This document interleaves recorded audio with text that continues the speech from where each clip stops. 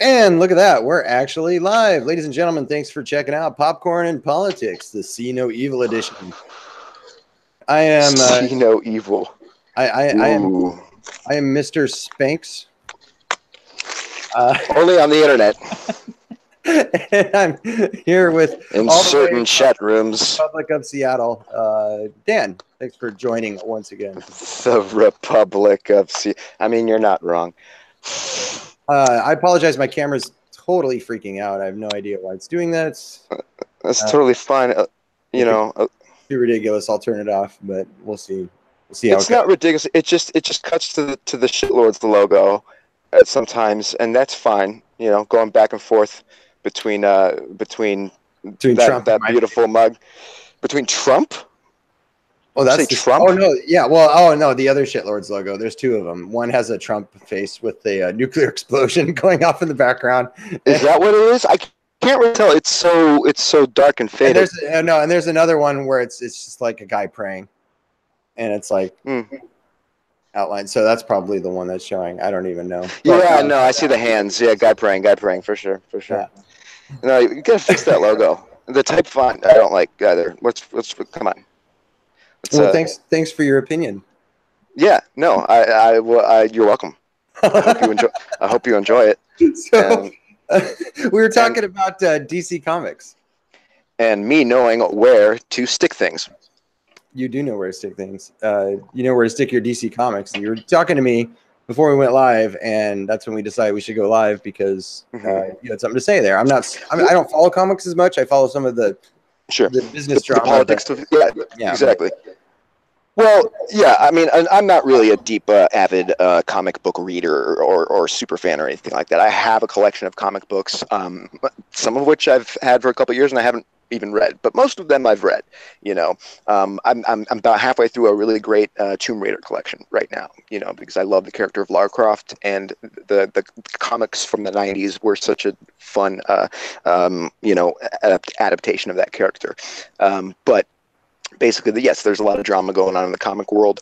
The whole conversation basically got started by saying, you know, well, this is why DC Comics is doing better than Marvel Comics, because Marvel Comics has been struggling, even though it's Marvel Studios productions have been phenomenal, successful. I think struggling is putting it lightly. I think it's been completely written off by Disney, and they just don't even give a fuck at this point.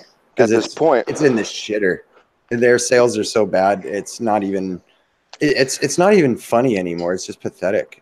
Yeah, well, listen, Bob Iger's a smart guy. You can probably see the correlation with the fact that they are suffering for the same reasons that Star Wars is suffering. Oh, yeah. So they're going to see the success of the independent shit that's happening right now between Diversity in Comics and Ethan Van Sciver and all the other ones that are coming out right now that are being crowdfunded. Those things are doing gangbusters money, the kind of money that Marvel Comics would love to see right now, that would cream their shorts to see right now. And they can... You know, they can't pull it off, even though they have all these beloved characters that they could write for. They've just lost so much goodwill over time. Well, and the thing is, you know what? I think we're very close actually to the end of the historic run of Marvel films, because, you know, Infinity War I thought was fantastic. It was an event film. You know, I cared about characters I didn't think I cared about. You know. I mean, not to an extent where, like, you know, I got emotionally invested or anything like that. It was just like, hey, that was really well done, you know, because, you know, you don't really go to these things to get emotionally invested, at least not like, you know, someone who's seen a couple movies before. But there's definitely, you know, you get attached to certain characters and things in ways. And Infinity War was like, it didn't even feel like a movie. It just felt like a place that you went to like, you know, like everyone was like, dude, what happens, right? And then by the end of it, I mean, you know, you haven't seen it, right? No, I haven't, but it's not because I don't like it or I'm making a statement or anything. It's right. Purely apathy at this point. Yeah, I know, right? Because it's Marvel, you know, and I'm just like, I'll get around to it. I'm sure it's fine. I felt the same way, because Marvel Round 2 for me was really uninspiring. You know, Iron Man's 2 and 3 weren't all that great. 3 had some good moments, and I think 3 is actually it gets a lot of shit that it shouldn't, because it's kind of a fun subversive movie, and not some versus. I know. But hey, man, Iron Man 3 was a few years ago now. They were ahead of the game, you know. I remember and I not think it was liking Iron Shane Man Black. 3. Shane Black directed that. I only saw it the one time in the theater though, so. Yeah, it's not really worth rewatching. Like, it's just not that thrilling. Like, it's kind of cool to see Mickey Rourke, you know, as this supervillain with this terrible Russian accent. For some reason, I mean, the character has a Russian accent, but like, yikes, buddy. It added this kind of camp value to it. The case that Mickey Rourke was the best part of Iron Man 2. Like, his scenes were the only things that worked for me. I remember, dude. He's the only thing that I remember. I've seen that movie at least 2 or 3 times now, probably since it's come out. But I honestly don't remember much outside of the scenes that he's in. I remember him in the prison with the bird. You know, I thought that was kind of an interesting. The bird thing was a little weird. I never quite. It was thought that super was funny campy. As they thought it was going to be. I feel like that's like a Last Jedi tier joke. I feel like it just didn't work. Well, I didn't feel like it was a joke. I felt like it was a character trait. You know, it wasn't him. You know, drinking green milk. You know, but it was a character trait played off as a joke because he has a thick accent and and he's not being clear, and I don't know. It didn't. Well, work. No, I think they make jokes with it, but it's not played off as a joke. But once again, I haven't seen this movie in such a long time. Like I really shouldn't even be talking about it. It was the first appearance of Black Widow, and that was when Scarlett Johansson looked her best. No, Iron Man 2 was the first appearance of Black Widow. It was. You're right. Yeah. I remember she like comes out of an elevator or something like that. Yeah, she's like a secretary or something. She shows up, and and you're not meant to know who she is. And then also she's a badass and lets her hair fall down, and she's like doing the ninja pose. I loved her scene. Yeah, I loved her scene in the first Avengers movie where she's like tied up, and then and I think she's like speaking Russian and shit. You know. Yeah. And then oh man, I don't remember exactly what happens after that, but I remember it was very badass and yeah, way better. That scene alone is better than the entire Avengers 2. But I think we can all agree at this point that Avengers looks to be turning a corner now. They want to try and move on and focus on new characters, and people are just kind of iffy about what characters, how they're going to fit in, and exactly how they're going to promote these characters. You know, are they going to learn the lessons of Star Wars and Marvel Comics, or are they 2016 and all these failures that try to push these social agendas, or are they going to stay true to their roots and try to create captivating characters? I want to answer that, but first I have to ask you, so do you know what happens in Infinity War? Do you know the ending and et cetera, et cetera? Yeah, half of all the characters die, but it's mostly all the characters. Right. Well, it's I didn't hear what you said. It's mostly all the blank characters is what I heard. But mostly all the OG characters. Like some of the newer characters don't, except for like Black Panther goes and some other. No, yeah, exactly. See, that's the thing. Black Panther goes, Spider-Man goes. And to me, that was the big tell that they're going to reverse it because Black Panther just had this huge success in February. They're not going to kill him off 3 months later. Well, see, that's why I couldn't get emotionally attached to that scene. Like, there was a great moment where Peter Parker goes up to Tony Stark and like he says, like I don't feel so good or something like that, and like. Bro, like that was a heartbreaking moment. That was really well done. So I got to give chops to that actor. I forget his name, but the guy who plays Spider-Man, Peter Parker, because that was a great moment. I have a confession to make. I have never seen any Spider-Man movie. Even the Tobey Maguire ones? I never saw any of them. Never saw any of them. Dude, so the first Tobey Maguire Spider-Man is like a classic in so many ways. It's so good. It was a movie from my childhood, basically, that came out, I think, when I was like 9 years old. I think it was like 1999 or something like that. So it was like perfect timing. Like I didn't really, I've been aware of Spider-Man, but like he was just, it's a superhero.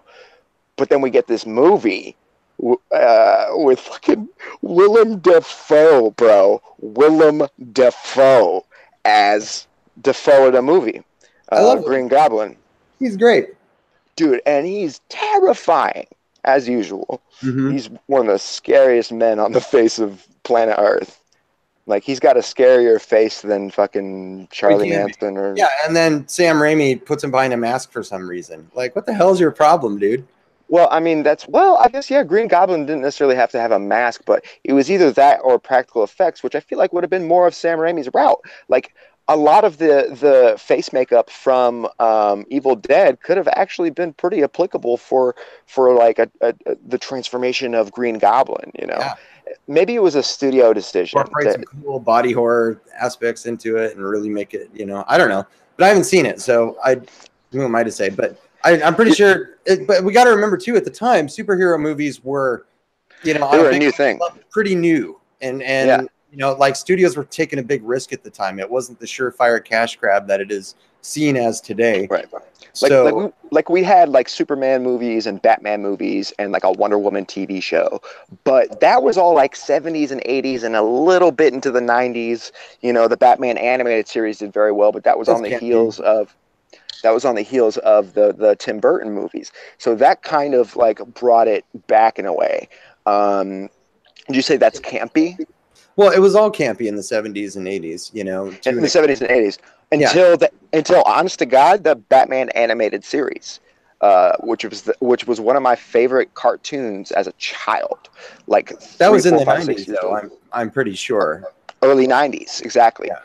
So that's what I'm saying. Like that's when it went full film noir. It was like the post. The comics went pretty dark and heavy, like in the 80s at least, because we had Frank Miller doing Dark Knight Returns and all that kind of shit.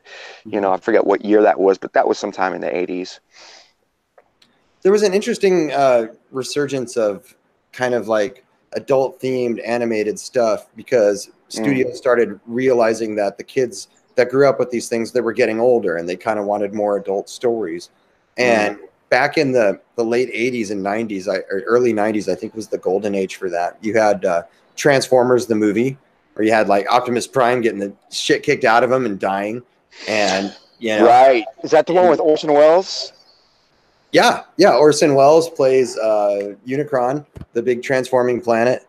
And Leonard Nimoy plays Galvatron. Like, it's a really great movie. And it's something I remember watching it as a kid thinking, wow, they're treating me like a grown-up and not a kid anymore. Like, they're dying. There's consequences. This is dark and gritty. And I'm like, fuck, dude, like, there goes Sideswipe. I didn't know I cared about Sideswipe until I saw his fucking chest get blown out. Now I'm like, oh my God, I miss you, Sideswipe. Like, exactly. Because you're taught that these people are invincible watching the old show when you're treated like a kid. Like, they got shot in the chest all the time in the show. And they would just walk it off. They'd just fall down and be like, oh, God, I'm hurt, But you don't ever just watch them go. Yeah. And I think Batman, the animated series, is kind of an extension of understanding that sensibility of your audience. Like, they love Batman or these superhero things as a kid. They're growing up into it. Let's give them something that'll appeal to, And I think that's something that's a market that has been completely lost in the modern era. There's pretty much nothing for that outside of anime. You're always going to find good shit in anime, but in Western cartoons or anything, it's pretty much all kid shit or like, the DC animated films are always incredible, and they do go for that dark shit. Like, I don't know if you ever saw the one where like, what was it, Under the Red Hood? Where like Joker beats the shit out of Jason Todd, and I haven't. No. I really like the animated movies. I gotta say, I'm not the biggest Batman fan, but those animated movies are quality. There's a new one. I gotta check it out. With it's called Batman and Harley Quinn, or Harley Quinn and Batman, or something like that. And it's like the two of them. Like, I don't know. We have to make more Harley Quinn shit because everyone thinks Margot Robbie's hot. So now she's the most popular character. Honestly, it's more about Harley Quinn as a character than Margot Robbie being hot. Like, definitely a lot of people think she's hot because, dude, come on, she's super fucking hot. But she's like a modern day Nicole Kidman, except hotter. I think she's like Nicole Kidman with like Heather Graham sensibilities, so like she can play Sharon Tate in a Tarantino movie. She's cool. She's a talented actress. She did a good job as Harley Quinn. She was in a shit movie. That's not her fault. But personality. It wasn't even a shit movie. It has a lot of problems, but I still enjoy it. The Hot Topic crowd making her a big thing now. Harley Quinn was always well liked and respected by the Batman crowd, and then all of a sudden this movie comes out, and then everybody and their grandmother loves Harley Quinn now, and it's just like, I guess it's a good thing, but it's I'm just like, I hate seeing the seeds planted by marketing, and then they grow into, I don't know. I just hate No, it. I know what you mean, because I felt the same way. It's the same reason why in high school I could never listen to the band My Chemical Romance or Led Zeppelin. For me, Led Zeppelin was just like they're a band that you buy the T-shirt and you listen to classic rock. Good for you. Like them, AC/DC. I couldn't ever take those like bands really seriously. Like the Doors, I loved because I loved Jim Morrison, and I loved that bluesy, but like My Chemical Romance, for instance, I go back and listen to it now. I'm like, damn, I would have loved this shit, if I had just changed my way of thinking. But the thing is, I looked at it as like, this is mall goth music, this is Hot Topic fodder, because the Hot Topic crowd loved that shit. But it doesn't take away from what it is. You know what I mean? Just because somebody awful likes it, like just because racists, white power racists, whatever, white supremacy racists think that they're empowered because of Trump, doesn't mean that is really what he stands for and what this movement is all about. You know what I mean? No, and I get it. I'm just naturally a contrarian, and I can't help it. It's just in my nature. And when things get too popular, I tend to shy away from it. Maybe it's just because I hate crowds. I don't know. But all of that I think is true and valid. Yeah, absolutely. Oh, well, thank you. We agree on something for once. All right, you want to talk about Damon Lindelof and his? We agree on plenty of things. And yes, let's definitely talk about that. So Damon Lindelof is making a Watchman series for HBO. HBO, that's right. Yeah, and let's see, where's the which that alone is promising. HBO, listen, okay, HBO is really hit or miss. Sometimes they're very agenda driven and do something very like just fucking stupid, and it's like face palmy and like, why? But then sometimes they do something like Sharp Objects. Have you been watching that or heard about that at all? No, I haven't. Well, I'll just say real quick. It's a TV show based on a Gillian Flynn Gillian Flynn book. She's the woman who wrote Gone Girl, right? And Sharp Objects was her first novel, and I read it about a year and a half ago, and I fucking loved that book. And it deals so well with like narcissism and like toxic mothers and like Munchausen and things like that. And the TV show is fucking nailing it. It's nailing it. Wow. Oh, dude, it's awesome. Amy Adams plays the lead character, and really? She's legit. Okay. Yeah, I've been here or there with her. You know what I mean? Like I don't think I really noticed the true like subtle brilliance of her performance. It was Netflix or? No, HBO. Okay. Sharp All Objects. right. Well, let me screen share this real quick. Oh, better. But then HBO also puts out like shitty SJW Vice shit. So it's like, I don't know, like. Well, the biggest problem both sides. Damon Lindelof. I mean, let's be honest here. Like this piece of shit. Well, I wouldn't say problem. I'd say like red flag. Yeah.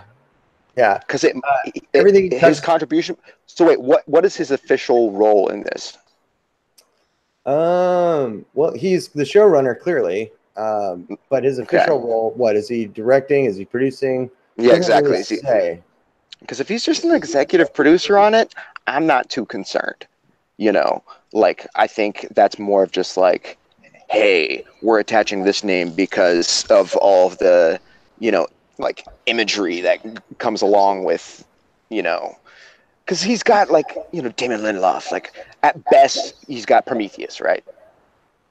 At best. Man, yeah, okay, probably, but that's a very low bar. I mean, in your opinion, I love that movie, and some of the choices he made with the script are some of the things that I love about that movie. But I okay. So what else has he done? Let's look at his career real quick. And what are you screen sharing with me? Well, Lost. He's the one that is responsible for the ending. As in he wrote the episode, or the ending was dictated to him by JJ? Yeah, he was the writer, I believe, or at least the head writer of the team. Writer doesn't always mean decision maker, especially with something like the season finale of one of the most successful TV shows. He was also a co-executive producer of the show as well. I remember listening to their podcasts, and it was all bullshit because I was so into the show. And they'd be like, it's not purgatory. And then at the end, it's purgatory. Sorry. But whatever. Yeah. But that's why I can't believe anything he says, and that's the thing. Like, I can't enjoy a story that it brews up ideas, but it does nothing with them. Well, here's what I predict it's going to happen. You see what I've highlighted. Lindelof has noted in a letter to fans the series is not an adaptation of the 12 issues of the comic. James, pause. What? I do not see your screen share. You don't? I do not. So you can read it, but please just read it a little bit more slowly. Okay, sorry. It's an old habit. Yeah, I'm aware. As Lindelof noted in a letter to fans, the series is not an adaptation of the 12 issues of the comic, but an original story that remixes them. Oh, no. So basically, it's going to be 4chan man goes in and rapes a black woman of color in a wheelchair, and then Tumblr man's going to come in. And he's gonna, don't rape that woman, and then Jezebel will come in, and she'll be like, "Did you just assume that person's gender?" And oh, wow. And then they'll have a nice discussion about their feelings. I mean, James, I really do hope you're wrong, but honestly, I think you might have just leaked the script. Do you have insider information? Coming to you with the hot inside info. If that sounds accurate. Honestly, bro, you might as well exit screen share because right now it's just frozen on an image of you.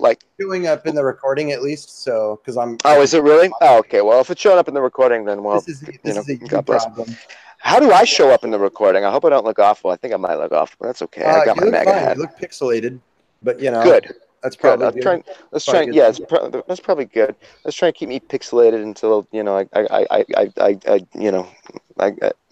take care of my issues. The thing, though, why does Damon Lindelof keep getting jobs? Do his projects make money? I guess they do, right? Are you going to ask the same thing when Rian Johnson announces his next big film and it's some huge old franchise? Done. Rian Johnson's been. That's that shit's all but canceled. That's not going to happen. Oh no. Star Wars, yeah, for sure. He's not going to work in Star Wars again, but he's going to work again. Anywhere again. Do you think he'll be able to sell? Do you think anyone's going to go see a Rian Johnson movie? Sure. You really think people? So? Oh, I would love to see them try. That would be so priceless. That would be so. I don't care what movie it is.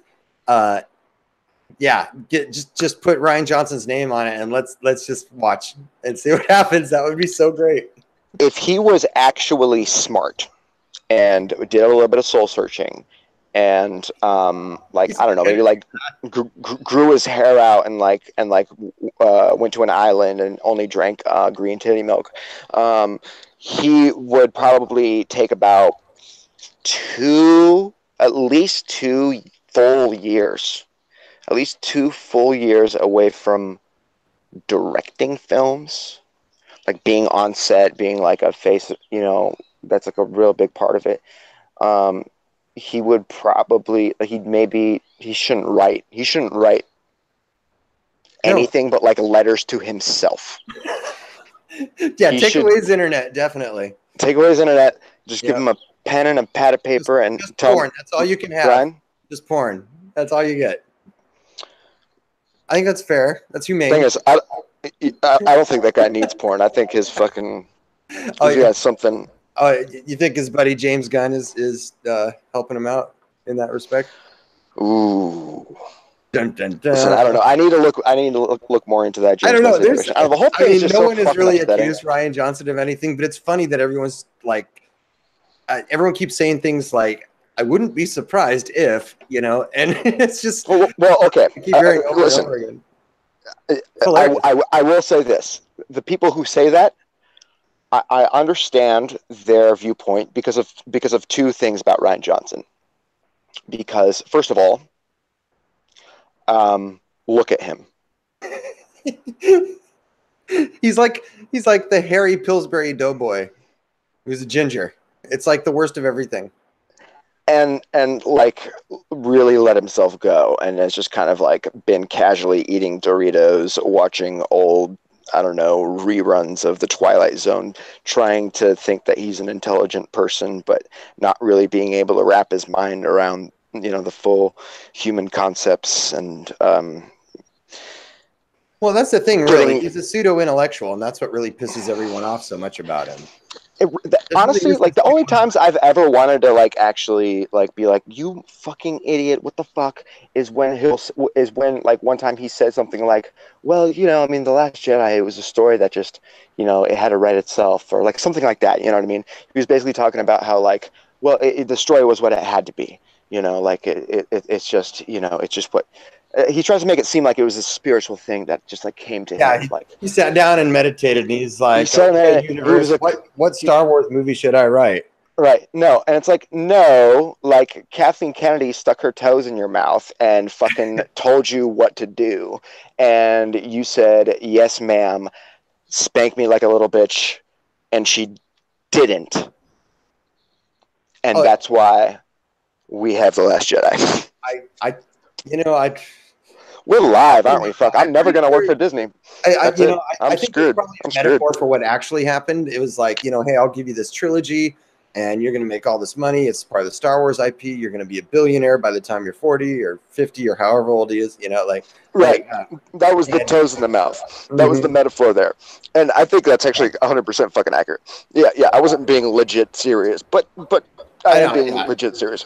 Because, I mean, I don't know. I'm sure there's a porn out there, but, you know, there's got to be a porn of Ryan Johnson and Kathleen Kennedy lookalikes out there somewhere. With somebody, I don't know who's watching who, but there's definitely going to be a third party involved. And I don't know. I'm really starting to consider, like, we keep coming up with all these great porno ideas. Like, I'm really starting to consider maybe I should just move to the Valley, you know, move to Chatsworth, get like a shitty little apartment. And like, what? No, not do porn, obviously. No. Are you kidding me? But yeah, you know, I'll tell you what. Direct it, write it, you know, tell stories. There's a guy, a fucking legend from my high school, a living legend. I won't say his name just out of respect, because I don't know if people, you know, I don't want to, you know. Anyways. You know, I love that. The idea of like a high school hero, right? You know, he was a guy, he had a band, and then like he would skate around and like film videos, and was this really kind of odd, eccentric person with like the perfect name. His name was exactly like what you would think like this type of person's name would be like, right? Which is why I wish I could say it, but I won't. But I won't, just out of respect, just because, you know, I don't really know him that well. But he was like kind of one of these local legends. And that because I didn't go to school with him. He was like just a generation older, but like everybody talked about him. He's like, they're like, oh yeah, man. You know, I mean, he was in this band and he did this, and they had all these stories about him, right?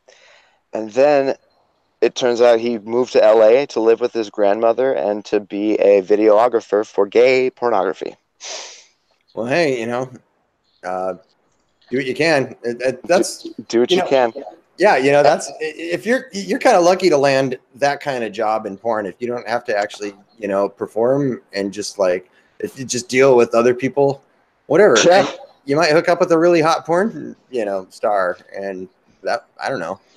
I mean, you're in the crowd, you're in that circle. It's like, you know, like I like a lot of porn stars' personalities. You know, some of them are just really ridiculous, but like, you know, like they're people too. You know, like they're just fucking people that like to get fucked on camera. Like you find a couple feminists, like, but they're usually ex-porn stars, not current porn stars. No, man, what am I? All right. All right, let me go on a porn star rant now because you just missed it. All right, everybody. Porn stars and feminism. Time for everyone's favorite segment of our show. It's Dan's porn star rant. Porn star rant. It's time to rant about a porn star. All right, porn star. I think that's a great segment to incorporate. It's a great little segment, right? You know, and that could be the little fucking theme song. Porn star. We're basically running our own like late night TV show, but like real late night, you know. This is like some 2 a.m. This is some 2 a.m. conversation we're jumping into right now. Well, that's what we're all about. And that's what I'm all about. I love midnight movies. All right, so tell us about your rant, sir. Sure. Yeah. Okay. So, are you familiar with the adult film actress Janice Griffith? No, I am not. Really? I don't know. Unless she does porn, that's usually my thing. So. Wait, and she's saying unless she does MILF porn. Yeah, that's usually the only porn I really ever watch. So. No, she's younger than I am. She's not a MILF. Yeah. Okay. Yeah, younger chicks really aren't my thing. I don't know. It never really has been. I'm weird. That is weird. Keeps me out of trouble though. Well, anyway, she's not like, you know. Okay. Anyways, I mean, she's what, like in her early 20s now, but she's the super hot chick, exactly my type. Like, just fucking nasty. Loves to just, you know, just do it all. Right? She's a lot of fun to watch. She's a lot of, you know, she's great. She's great at what she does. All right. But the thing is, what's that? Modern day Tracy Lords. Got it. Maybe, I don't know. But Tracy Lords, when she was in her prime, like, yeah, she was on fire, man. Yeah, I don't know. I think she's amazing, but the thing is, her Twitter feed is all like fucking white men and men are so stupid and da da da, and if you like Trump, just unfollow me, and like, I'm like, God, you're so hot. Why did you like her? Why do you have to be so fucking just aggressive and rude and like, you know, like, okay, one time I tweeted her, right? Well, just for that, I'm never going to look up any of her videos. Well, I mean, you know, if you get curious, I don't blame you. She's, you know, she's fucking gorgeous. She's got a great body and a beautiful, beautiful face. But regardless, I tweeted her one time, just saying something about like, you know, hey, why haven't you opened my snap of my dog or something like that? Like, he's super fucking adorable. You know, not those words exactly, but like whatever it was, I said it was something like that. And she got super defensive. Like, I get so many snaps. Like, I just, nah. I'm like, whoa, what the fuck? Like, I'm just like, you know, trying to, you know. It's a victim mentality. She's making $10,000 a fucking day. Dude, like, right away. But the thing is, I don't know. I think she saw that message and realized I wasn't some fucking like douchebag, you know, white bro trying to, you know. But at the same time, she still has that mentality. It's like, I've just shown you that like this isn't the way that people, like, your automatic reaction to people is only a result of your own projection of maybe some kind of insecurity that you have within you or whatever, you know what I mean? Like, but I don't know. I just checked up on her recently and she's still kind of all on the same shit. All on the same shit. But at the same time, it's talking about love and peace. And it's like, that doesn't make any sense. You know what I mean? How can you hate a group of people so much, and so specifically that group of people, and then at the same time talk about love and equality? Dude, do you know who's a total red-pilled porn star? Fucking Mercedes Carrera. Look her up. She's fucking awesome. Like, she has a YouTube channel. I think I've seen her name. She's got a YouTube channel? Yeah, she's got a YouTube channel. She just talks shit about feminists and shit. Oh, that's amazing. Mercedes Carrera. Is she like a Latina? Like, she like, I've seen her name. Some people and all that stuff. She's really cool. Like, really. Dude, isn't it funny how like some of the most logical thinkers and like chill people who like aren't super angry and political and all that are people like Kim Kardashian and like porn stars, and you know, like it's not what you think it was, you know, like these so-called intellectual people. Oh, can we get into this now? I do want to get into this. I got a Facebook message. Can we talk about this? My favorite. Good. All right. So this is a friend of mine. I worked with him like 5 years ago, back in 2013. I've seen him a couple times. I usually see him when he comes to town. You know, we're about the same age. Like we're buddies. Like, we've always been pretty cool. Like, he's kind of like, he's got like the personality of like, homeschooled kids. You know, you know how like every homeschooled kid is kind of like the same way in a way, Like, I've met awkward homeschool kids and I've met awesome homeschool kids, but if you're talking about the awkward kind, then yeah, I know exactly what you're talking about. Yeah. Well, he's awkward and awesome in the sense that like some people really like to talk about the things that they know and just kind of go on little diatribes and dialogues. And it makes them feel like they're super intelligent. But I think the reality is that they're just, like Candace Owen said, just using big words. But you're not catching the bigger meaning because, okay, listen. Damn, this is longer than I thought it was. But he sent me a message on Wednesday. What she said. Couldn't resist. There was a moment yesterday at one of our locations. A girl said something about the boom mic. It's like, is that a microphone? It's so huge. And like, I feel like she knew it too, because like, as she started saying it, she kind of like caught herself and slowed it down a little. You know what I mean? Yeah, everyone started snickering, I'm sure. It was mostly in our heads. We try not to. Yeah, I know. We're reduced to that now. But yeah. So, anyways, that's a complete side note. So, anyways, this friend of mine, he messaged me back on Wednesday, and I really want to give like a good, thought out response to this because reading this, like, first of all, everything he says, I have an answer to. And then there are some things that he says in here that kind of like legitimately pissed me off. Like, and it doesn't take a lot. No, I'm sorry. I'm phrasing this wrong. It takes a lot to like really piss me off. Like, I'm a pretty fucking chill dude. Like, I'll let a lot of things slide. Like, I don't really get offended, And I'm not even really technically offended by what he says here, but maybe I am offended. Maybe I feel, well, I'm not really offended because I think he's blind, So, if I really respected his opinion, I'd probably be offended. But right now I'm more just like upset and angry. So how would you feel if I read these words and responded to them? All right. Let's hear it. Shall we go for it? All right. Let's go for it. All right. So this was a message that was sent to me by a friend on Wednesday at 2 a.m. in the morning. Please, both in all caps, watch the most recent John Oliver. I'm pausing for dramatic effect because you're eye rolling, you're sighing. Yep. No, this is how it starts. This is how it starts. But trust me, it gets better. Okay. And his segment on astroturfing. And then read the rest of this message. I didn't do that. He doesn't talk about the walkaway movement at all, but do you not see how that's pretty clearly what it is, or at least how it started / where it's going?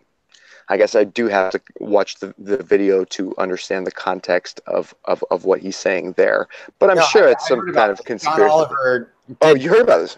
John Oliver did cover the walkaway movement, and it was pretty much, for lack of a better term, it was Russian bots brush off. It's like, oh, it's all fake. That's basically what everybody's saying. Yeah. And yeah, anyway, Russian bots, fuck off. Okay. Okay. But what is it? What do you think he means by / where it's going? Well, who said where it's going? I'm just reading everything that my buddies. Oh, that's what he's asking you. Yes. Okay. He said the full quote to give you context is, oh Jesus, he doesn't talk about the walkaway quote unquote movement at all, but do you not see how that's pretty clearly what it is, or at least how it started / where it's going? Having to do with astroturfing. Yeah, astroturfing is the sense that you're pretending to be a grassroots movement when you're actually funded by corporate, interests, which is basically Antifa.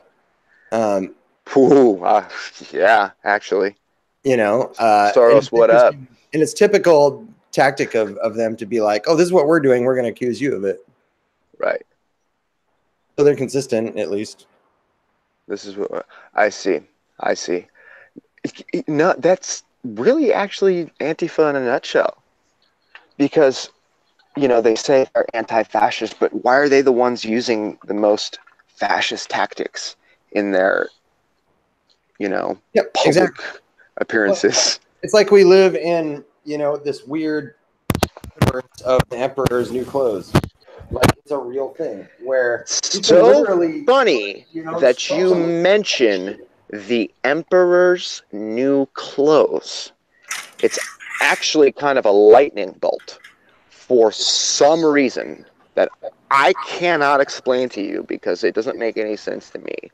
I was thinking about the Emperor's new clothes and also concurrently the Emperor's New Groove and David Spade, and like, what the fuck happened to David Spade? But that's besides the point. Come again? David Spade? That's a dark place. Don't go there.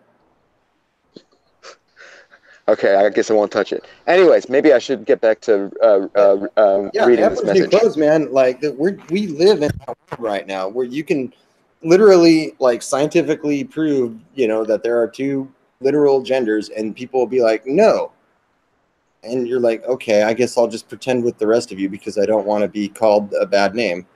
That's so true. I guess I'll just pretend with the rest of you, and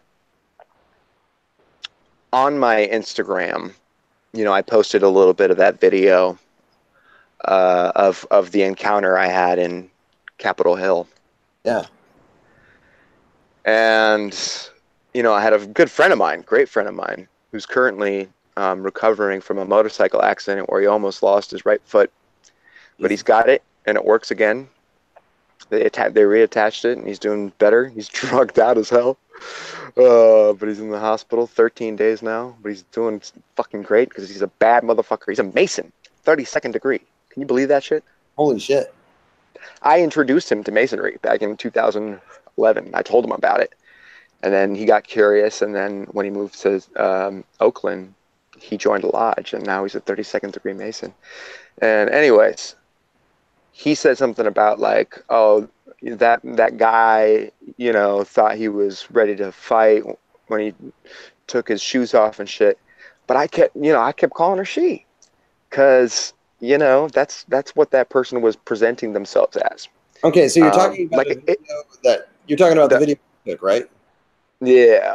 All right. So should we show it since we're talking about it, because people watching won't know what you mean? Are people watching? Is there anybody watching this right now? Well, people are going to watch the recording. But there's nobody watching right now? Someone popped in for a good 10 minutes or so, I think. And then, well, that's not bad. They gave us a thumbs up, though, so thank you, whoever you were. Dig it.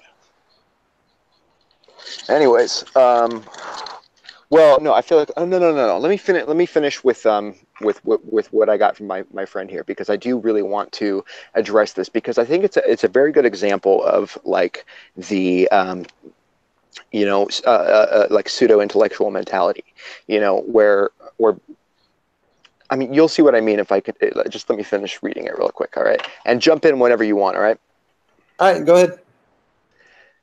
Okay, so the last thing he said was the thing about how it's not a movement at all. Do you see not clearly what it is or how it started or where it's going? And I think he means the whole like Russian bot thing. And like, what does he mean where it's going? I guess I'll have to watch fucking John Oliver for that. All right, fine. I'll watch it just to give him a good answer. I haven't done it yet, but I will. He continues. Have you not noticed how they use the same recycled talking points? And all offer the same vaguely inspirational but non-direct, no specifics about policy or better, larger ideas.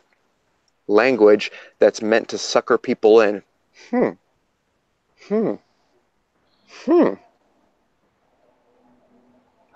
Is he talking about CNN? Is he talking about the mainstream media? Because that's a very good way to describe a lot of what the mainstream media does. Do you see how people can easily be bought and convinced to say anything? Yep. Isn't that what I've been saying about the fear narrative? How when you're under a state of fear, you're more easily manipulated? Oh, definitely. The whole skepticism versus cynicism argument and using our judgment diligently. Oh, so that's just a word salad. Well, you know, it takes a try and break it up. Perspective to really understand the nature of things. Like the way I see it, you know, I got a buddy that I really respect, and he thinks Fox News, you know, is brainwashing people. And I'm like, Fox News is one news source. You have ABC, CNN, NBC, Right. MSNBC, fucking CBS, fucking every single fucking late night talk show, every celebrity out there virtue signaling. You have the comic industry. Every station, every mainstream station, and every mainstream voice is promoting an agenda. Yeah. Period. Because they're all backed by corporate interests. Fox News, like Fox News and Alex Jones and, you know, some other fringe people. Like that's why people actually listen to Fox News. And Fox News is really there's a lot of flagrancy, you know. There's a big show. It's a big show. It's a lot of hot blonde chicks and a lot of like buzzwords and things like that. But you know what? Super hot, dude. But you know what? Like a lot of what comes out of Fox News is very true, and it's blunt and it's honest and it's hard to hear. But like, listen, Fox News is the only channel that's willing to have Candace Owens on. Listen to her. Listen to her on YouTube. See, that's the thing. This old school mainstream media is dead. Period. Absolutely. They're not fighting. They're burying themselves with their desperation is what's happening. They're dead. At this point, they have nothing but desperation. There's no way to re-legitimize the mainstream media because now people are realizing, oh, that's fake news. That's why they all get it now, shows, man. Like they're fucking terrified of alternative viewpoints out there. Oh yeah, and see that right there is the reason why so many people are being like, "Whoa, wait a second! Why did they take down everything Alex Jones related? Like, are they afraid of him?" Yeah, it seems pretty obvious that there was collusion involved, given the timing of everything, which is the canary in the coal mine for everybody that has an alternative viewpoint that isn't reflected in the mainstream media, which should terrify all of us. And that's what a lot of YouTubers are saying. And thankfully, and see, this is why I can't totally hate Google, because they own YouTube. And YouTube right now is one of the only places to really, really find conservative voices and people who support the president and people who support the death of the mainstream media and, you know, the rebirth of journalism, which is what I think it is. Like, honestly, I felt inspired when I was in the streets of Seattle and I came upon these two guys, like one of them in an ICE shirt, one of them in a Adam and Eve, not Adam and Steve shirt in the middle of Capitol Hill. So, which I wouldn't agree with that. You know, like, I have absolutely no problem with gay people. I don't even have a problem with transgender people as long as your decision to transition was absolutely genuine and it came from the bottom pits of your heart. I feel like a lot of people are doing it as a fashion and are playing with it in a very dangerous way that makes it much more hostile to be transgender. And I think that's you know, one of the big gaps that we are going to have to kind of fill. I personally do not agree with changing your gender. I feel like you are born the way you're born, and you should be the way that you are, and you should feel the way you should feel. But the thing is, if you feel like you're a woman and you want to do everything you can to become a woman, do it. Just don't be a, you know, just don't be a douche. That's the rule. Just don't be a dick. Yeah, that's the rule. Don't be dick about it. Don't be a dick. It's your life. Fine. I'll respect you. Just don't be dick. Don't fucking pass laws forcing me to act a certain way. Don't fucking act the victim if I make an honest mistake. You know, the whole concept of microaggressions is the worst thing that ever got into our cultural zeitgeist because it made everyone fucking afraid to talk to each other.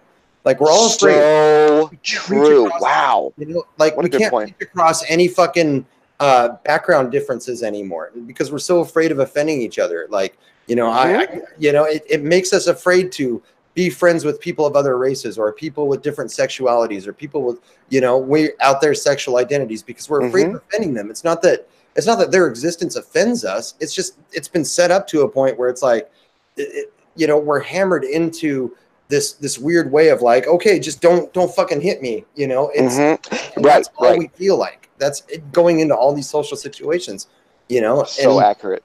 Yeah. No, listen, for instance, I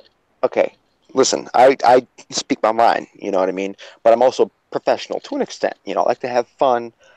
You know, I'm professional in the sense that I'll get my job done, but I'm going to have fun with it while I'm at it, right? So I worked on a job recently that involved multiple transgender people. Not on crew, but as talent, right?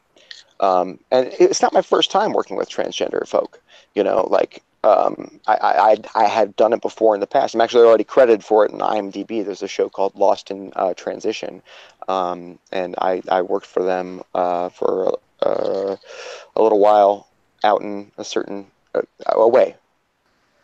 I don't think I can say where it was, but it was away.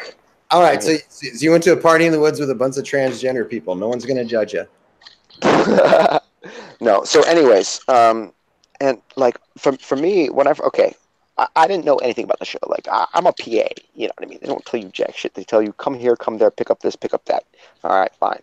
You know, especially if it's a loose project like this, which was way too fucking loose. The producer is, okay, you know what? I'm not going to say anymore. But anyway, it probably was, all right? I got a big mouth.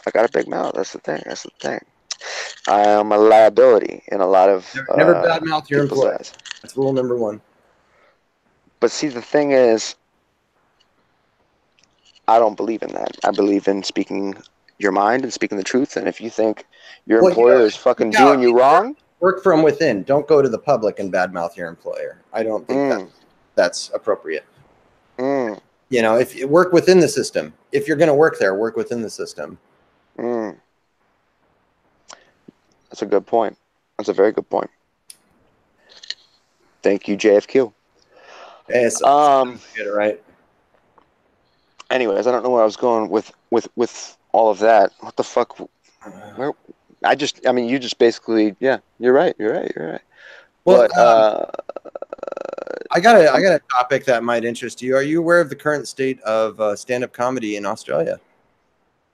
No, that does not interest me at all right now. I'm an American. Oh man, yeah, I'm not going to read you this whole thing. I just realized how fucking long it is. But the thing is, basically, like, he gets all condescending and says that, like, I need to actually think for myself and step back and no, bro. It gets better. He throws fucking Latin in there. Yeah, that's the problem with book smart people. Book smart SJWs are the worst. They're just like, I read this and I read that, and it says blah blah blah blah, and it's like, well, that's nice. Don't tell me what that with anything in real life. Like, don't tell me what you read. Tell me how you feel. Yeah, you're basically swimming in theory. You're regurgitating other people's words and calling it swimming in. Oh my God, what a beautiful way to phrase that. Is there a way to, like, marker? You know what I mean? Let's you know, that's great. I think our last one had a lot of great sound bites too, because we were fucking killing it in that last conversation. I think we absolutely need to. We always kill capture, bro. That's all we do. What's the point in doing anything if you don't kill it? That's right. So okay, so how'd this end? Like, so did you just, like, end up not responding or what? I haven't responded yet because there's a lot of shit in there, and I want to respond to all of it. So, like, I don't think you should, you know? No. Well, yeah, a part of me doesn't want to, but you know what the thing is? Like, what's the point in having a voice or a mouth or a platform or a soapbox if you're not going to use it? you think he'd want to come on the show and talk about his views? No, of course not. Maybe, but I don't think so. They never do. They never ever do. Mm-hmm. No, man, he's an actor. He has a reputation at stake. He has to hate Trump. Mm-hmm.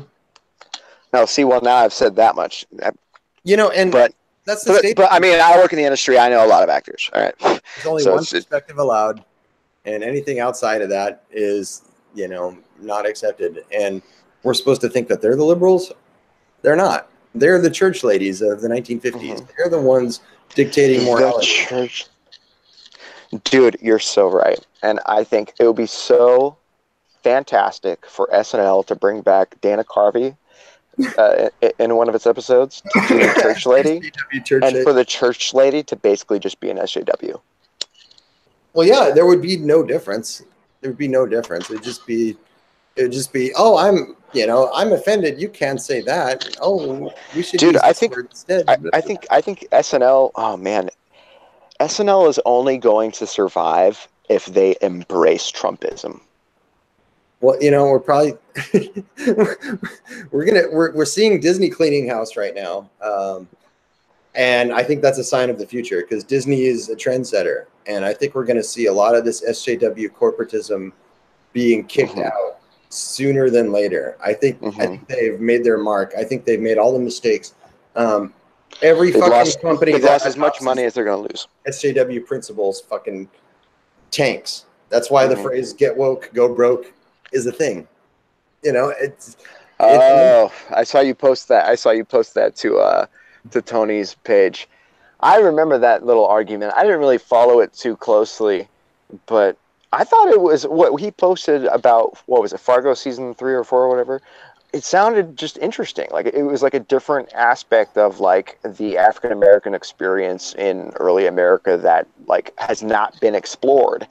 And I don't think it was necessarily like being like a Black Lives Matter type of thing. It's like, hey, here's, I think they might be doing it right. You know what I mean? I think they might be doing this whole like racial integration in Hollywood or whatever you want to call it right. Because as far as I've never watched a single episode of that TV show. Right. I'll say that.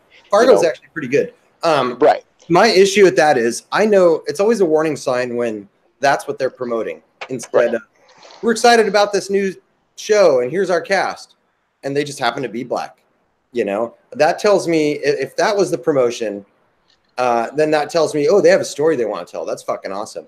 But that wasn't the story. The story was, oh, look, they have a black cast. Isn't this awesome? You should check it out. And that's always like, this is gonna suck. Was that the story though? No, I think the story is that like, I mean, yeah, like the main cast is gonna be black, but like they're black people living in a white man's world, And so obviously it's not just going to be like specifically geared. Well, I mean, it could be in the sense that if they make the white man just all evil people and you know what I mean, then yeah, but that can't be the way that they go with. I mean, once again, I'm talking out of my ass because I've never seen the show. All right? No, I've never seen the show. Fargo's written. I will say that. I'm Is that HBO or Showtime or Stars? I don't know. It's torrent everything. Well, don't say that on live, but I mean, it's true. But is it though? Is it true? I don't know. It's not an artistic challenge to do something like that right now. It's really not. It's just like it's just it's playing ball. It's playing ball. It's following the narrative. Like it was fucking 5 years ago. What we need right now is campy, fun, stupid, dumb shit. Yeah. I truly believe that. Like I really believe we should go back to like silly, like practical sets with like like if somebody's driving a car, like I want that fucking projector screen in the background, like showing, like somebody pre-recorded, like driving, you know what I mean? Like, I want the wheel turns to not match up with the actual movement of the cars. You know what I mean? And same thing for fucking airplanes, spaceships, whatever. I want to get back to that kind of like a filmmaking just because why the fuck not? Like it's fun, it's silly, it's cheap. You know what I mean? Like I think people would enjoy, I think people enjoy campiness, and that was proven through, well, first of all, Michael Bay's entire career, but he's campy in a shitty way because it's all CGI. But also through like Kung Fury, which is also a lot of CGI, but at the same time, it has the spirit of like this practical kind of thing. So if we can actually, because first of all, a studio that actually uses practical effects, that has a practical effects team, and they're fucking ready and willing to build a Death Star for you in 3 days or whatever, over a weekend. I don't know how long it takes to build a practical Death Star.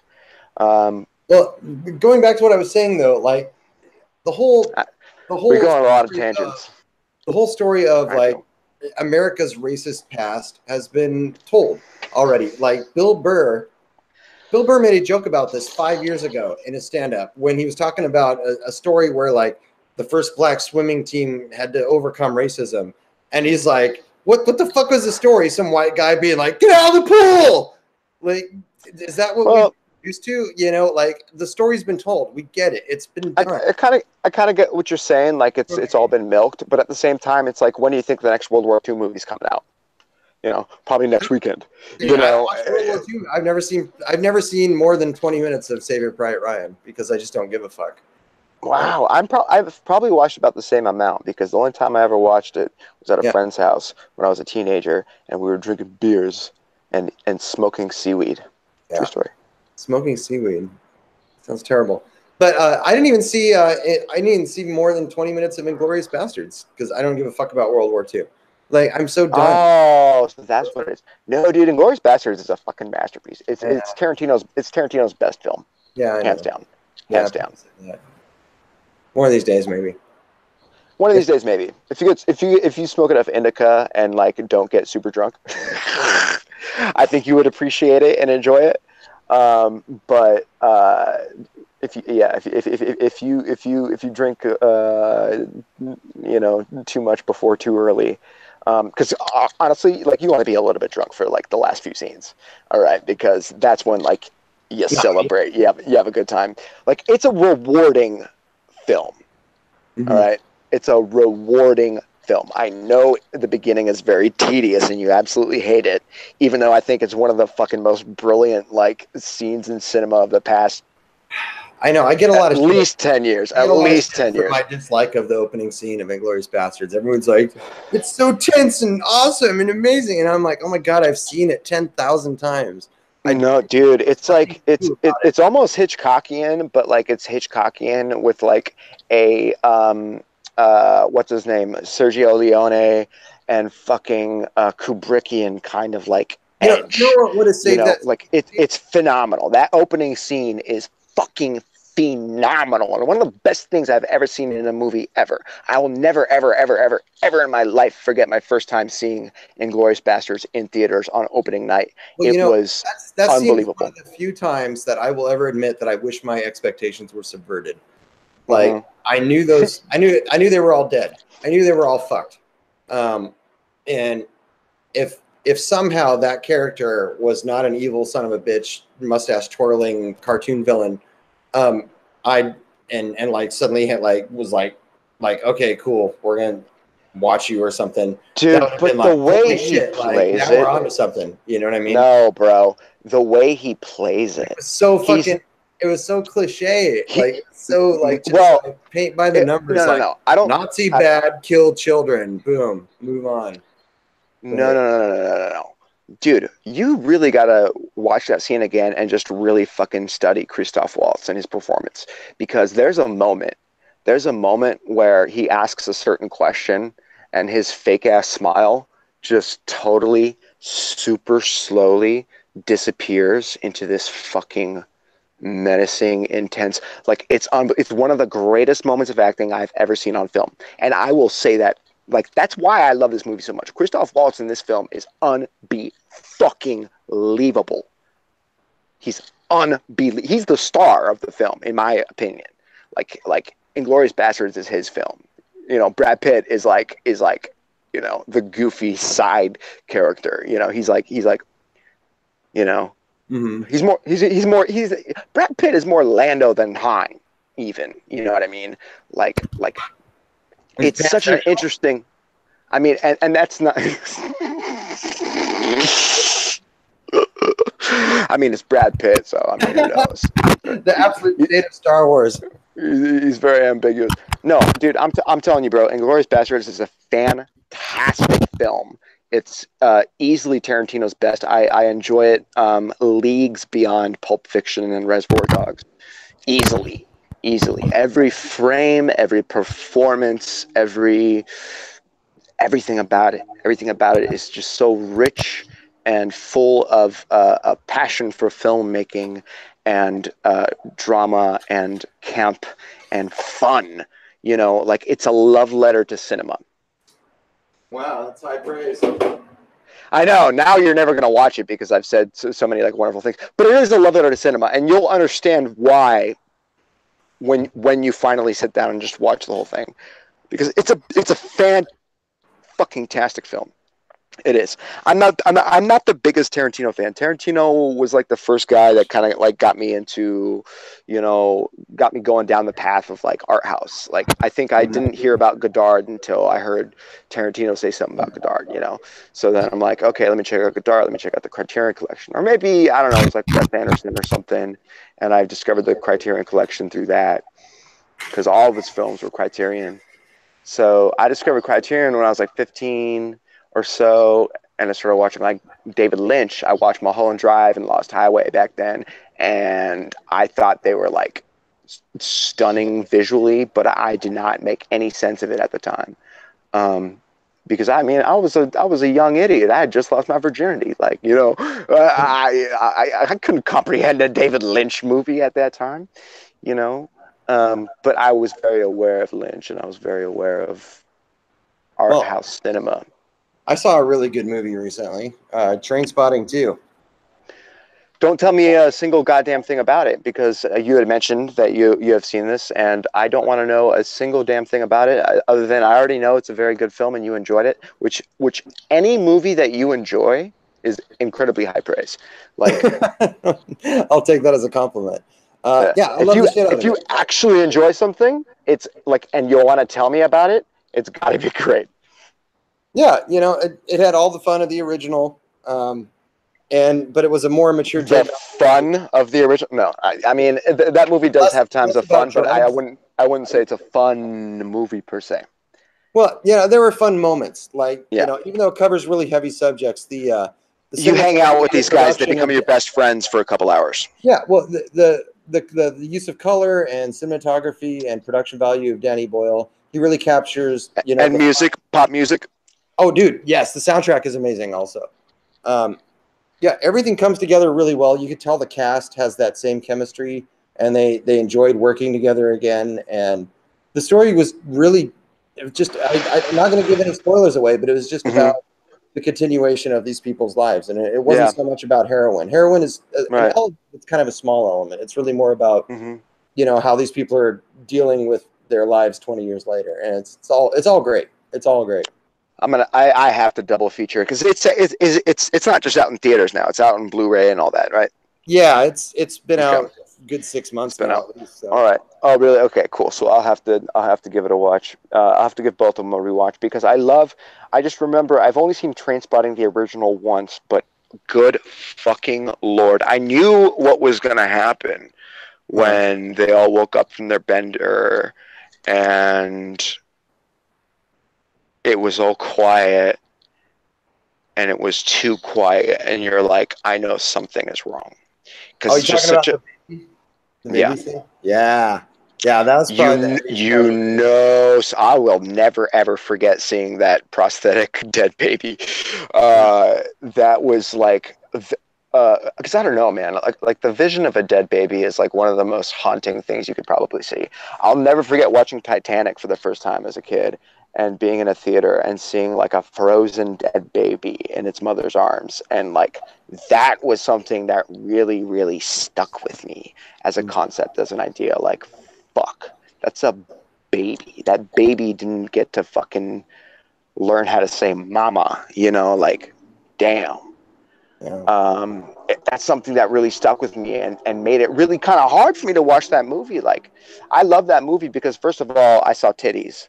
I'm like, oh my God, whoa. So that's what, okay. Yeah, but it's Kate Winslet. So, yeah, I know. She's just kind of like, But, I mean, she's a terrific actress, by the way. Did you ever see, well, you probably haven't seen Revolutionary Road because you hate. She's fine.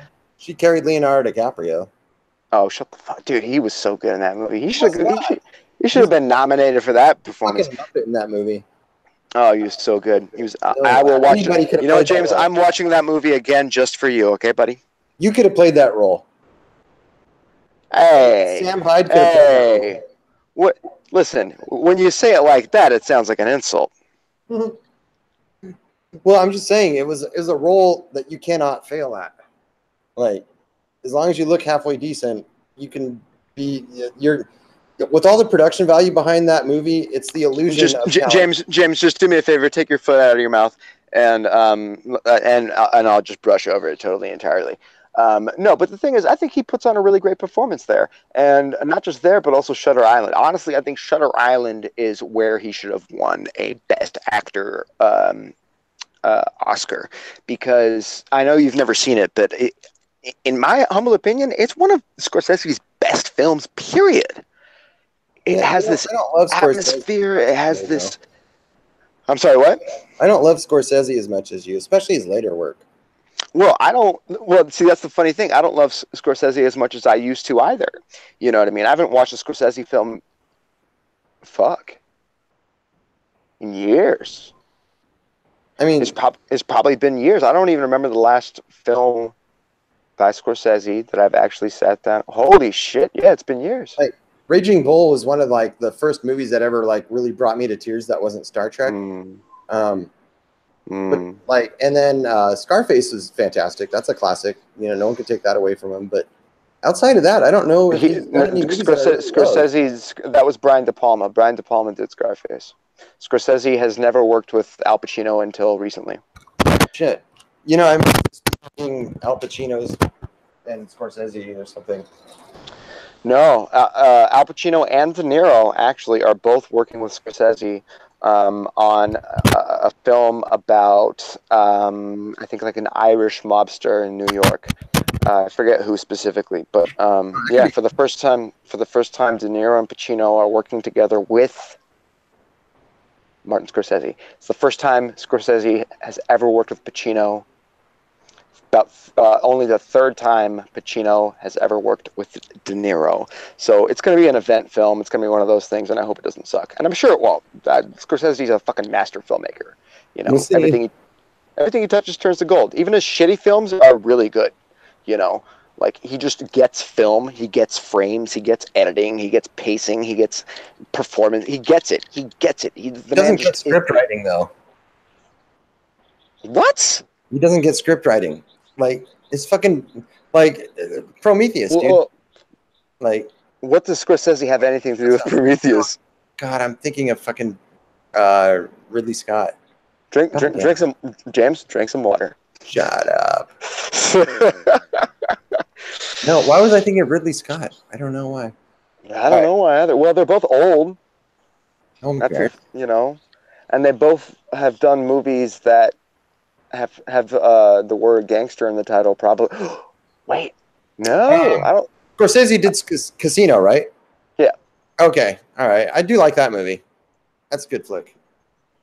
That's I haven't seen that in a long time. That was one of my least favorite Scorsese films. Really? It had some of my favorite Scorsese moments, like De Niro blowing up in the car was unbelievable. Wow. Like, who expects that fucking moment? And also, like, Pesci. Oh, Pesci was Batman in that. He was great. Wow. He was kind of what I liked about it, and this was kind of a personal thing, but they were kind of the reverse characters from Raging Bull. Like, Robert De Niro was the unstable son of a... Such a good way to put it. Pesci was kind of a grounded guy. Yeah. That's such a good way to put it. No, it's so true, right? And it's got to be intentional, because Raging Bull was what, 1979, 1980, and then Casino. I think it was 1980. I think 1980 is when Raging Bull came out, then Casino was like 93 or something. It was after Goodfellas, right? Yeah, it was 1980. Okay. Yeah. Raging Bull 1980. All right, yeah. Well, I used to be, listen, man, I used to live, breathe, and die by fucking, De Niro, Pacino, Scorsese, Donnie Brasco, all that gangster shit. You know what I mean? Like, I used to love that gangster shit. Mm. Fucking Public Enemies. Did you ever see Public Enemies? No, no. I don't generally love gangster movies. I'm not like you. Mm, Or most people love gangster mm. movies. I don't really get into it. It's one of those situations where I need someone to cheer for, and everyone in gangster movies is usually a terrible asshole. And so I'm just like, you're all terrible. You should all die. And luckily in gangster movies, they usually all do die. So, Right. you know, anyway. Well, with that, I will say that Public Enemies is based on real life. I'm sure you've heard of John Dillinger. Yes, I've heard the name. He was basically the first like gangster celebrity. You know, he was the first Jay-Z. Like he was an actual bank robber who killed people and robbed banks, but he had such a charming personality that when they took him into prison, the news wanted to interview him and the prison guards wanted to take pictures with him. They thought he was so cool that like they were like, dude, cool, we got John Dillinger, all right, you know. What was that, like the 1920s or something? 1930s, I think. Yeah, late 1920s, early 1930s. He was probably killed in like 34 or something like that.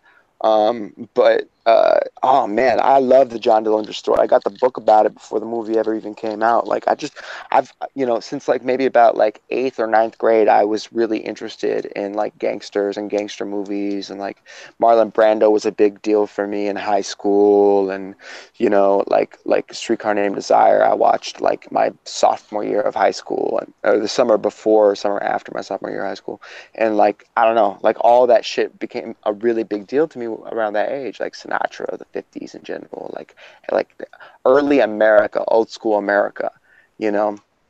So I do kind of have like a love and fascination for, because I think there's a way to make it happen that coincides very well with modern sentiments and sentimentality, if you will, which is also a word, but you know, like I feel like there's a place where we can all meet at the middle. You know, like there's some really fucked up shit happening up on both sides, on all sides, on every side. Everybody's doing fucked up shit to get what they want. But like what we all really want at the end of the day, I think, is just peace, love, happiness, and acceptance, right? Like let people do what they want. Like I feel like libertarianism is probably about to come on the rise, because Trump is almost like an early form of that. Like he's kind of like this cell that we've injected that like is riding on this conservative kind of GOP platform, but it's not the GOP at all. The GOP fucking hates the guy. You know, McCain hates the guy because McCain is GOP. GOP and DNC is all the same fucking tree. You know, Trump is not even on a tree. He's on a motherfucking cloud, and he's coming down, and he is starting this movement that other people on the ground that couldn't get up on that tree have been screaming for. We're just little fucking plants in the dirt. We're little plants in the dirt, and we're screaming out to the sky like, fucking God help us. Give us something. Give us a chance to break the system, to break this fucking simulation, like Kanye put it, which is so what it is and what it's always felt like as a kid. Since I was a kid, I have always felt like there's just something like it's like I don't like I'm on the outside looking in. Well, yeah, there's a media zeitgeist where people who are intellectually lazy need someone to tell them what to do.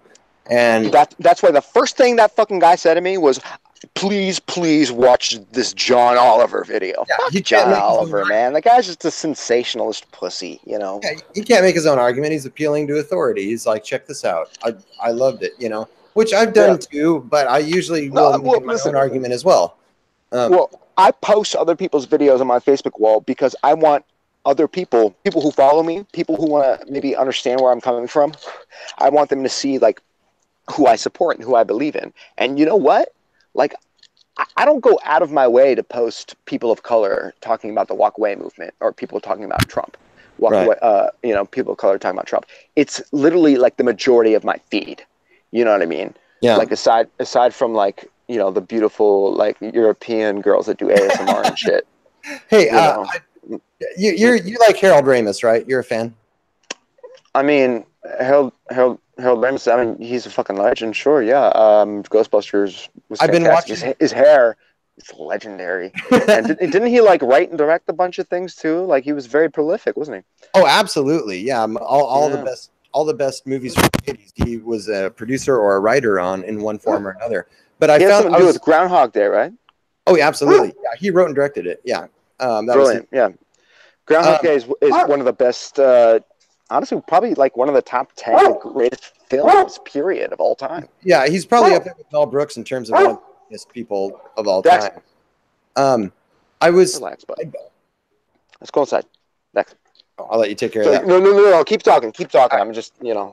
Well, I've recently been going back and watching some old SCTV episodes. You know what that is, right?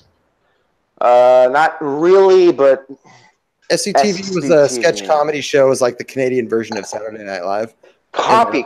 Okay. Is that where Jim Carrey came up? It's where John Candy, Harold Ramis, and fucking Rick Moranis all got their start. Copy. Gotcha. Anyway, I was watching, and Harold Ramis did a interesting, short little speech about censorship, and I saw it, and I'm like, ooh, I want to play it for Dan on the show tonight. So I want you to hear it real quick. I'm going to point the microphone at the TV, and I want you to hear Harold Ramis' speech, okay? Harold Ramis talking about censorship in what year? And what form? Probably like 1975, 1976. 75 or 76. And where? Yeah, when he was still in Canada doing SCTV. This is the first season. The first season of SCTV. Okay. Can you hear that? A little bit. You got to fix it. You got to make it louder. Right. Joe Flaherty. Joe Flaherty. He's a musician.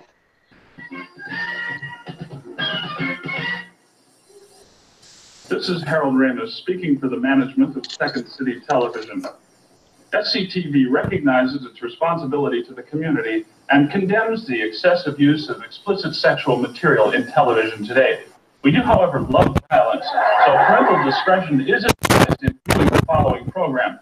Viewers will note, however, that the attitudes and opinions reflected in this program do not reflect the views of the management of this station, the producers of this program, the writers, the actors, or indeed anyone in the audience. So if you're thinking of suing or phoning in complaints, don't bother. This program is produced in Argentina and then dubbed into English. You just don't have to watch the program. I mean, you've got arms. Why don't you get up and change the channel? Choose on about your speed, isn't it? Nothing offensive about old Murph. Take your brand. And then he gets cut off. But great, man. I mean, these are arguments we've been having for fucking 50 years now, practically. You know. Well, listen. What year was it when Orwell wrote 1984? You know, like, listen, that became relevant in the 2000s. You know, like that became like real life relevant. Mm-hmm. And mm-hmm. I mean, it's always been real life relevant, but it really became real life relevant. I always had issues with the Patriot Act and the way we reacted to 9/11. Like, in what way does creating the TSA make us safer? Like, you know, they didn't sneak anything on the planes that they hijacked. They were allowed to bring those things on. Just change the rule that you can't bring those things on anymore, and you're fine. Yeah, I think that right there is a telltale sign that there was something, you know, more insidious at play. That was.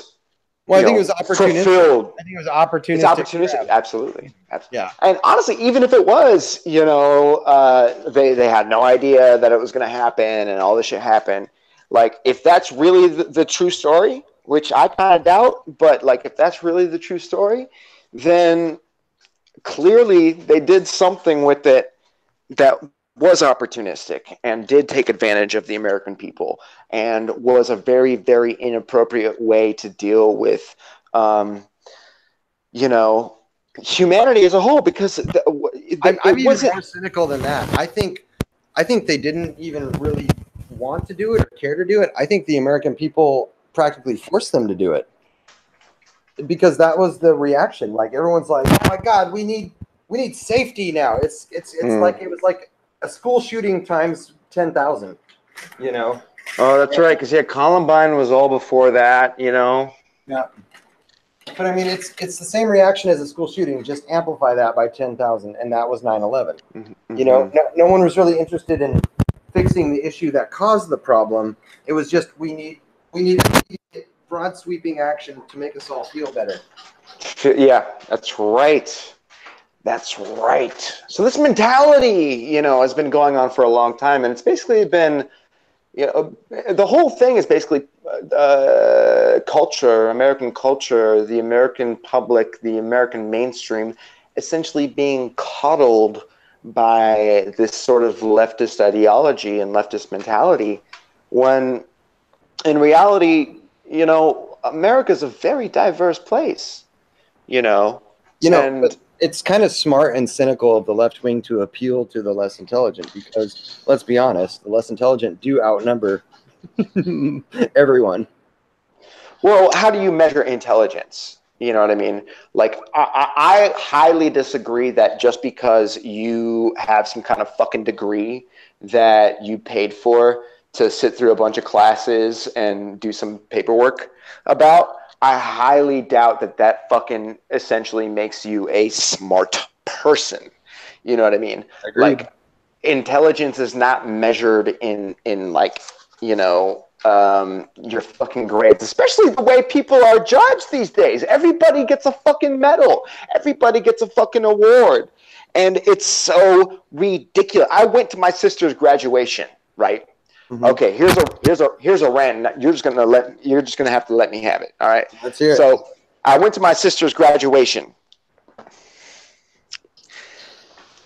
and as I sat there in the stands, kind of like I was like, what, 2, 3, 4 rows back. You know, I was pretty up close. I can get a pretty good look at everybody as they were coming in.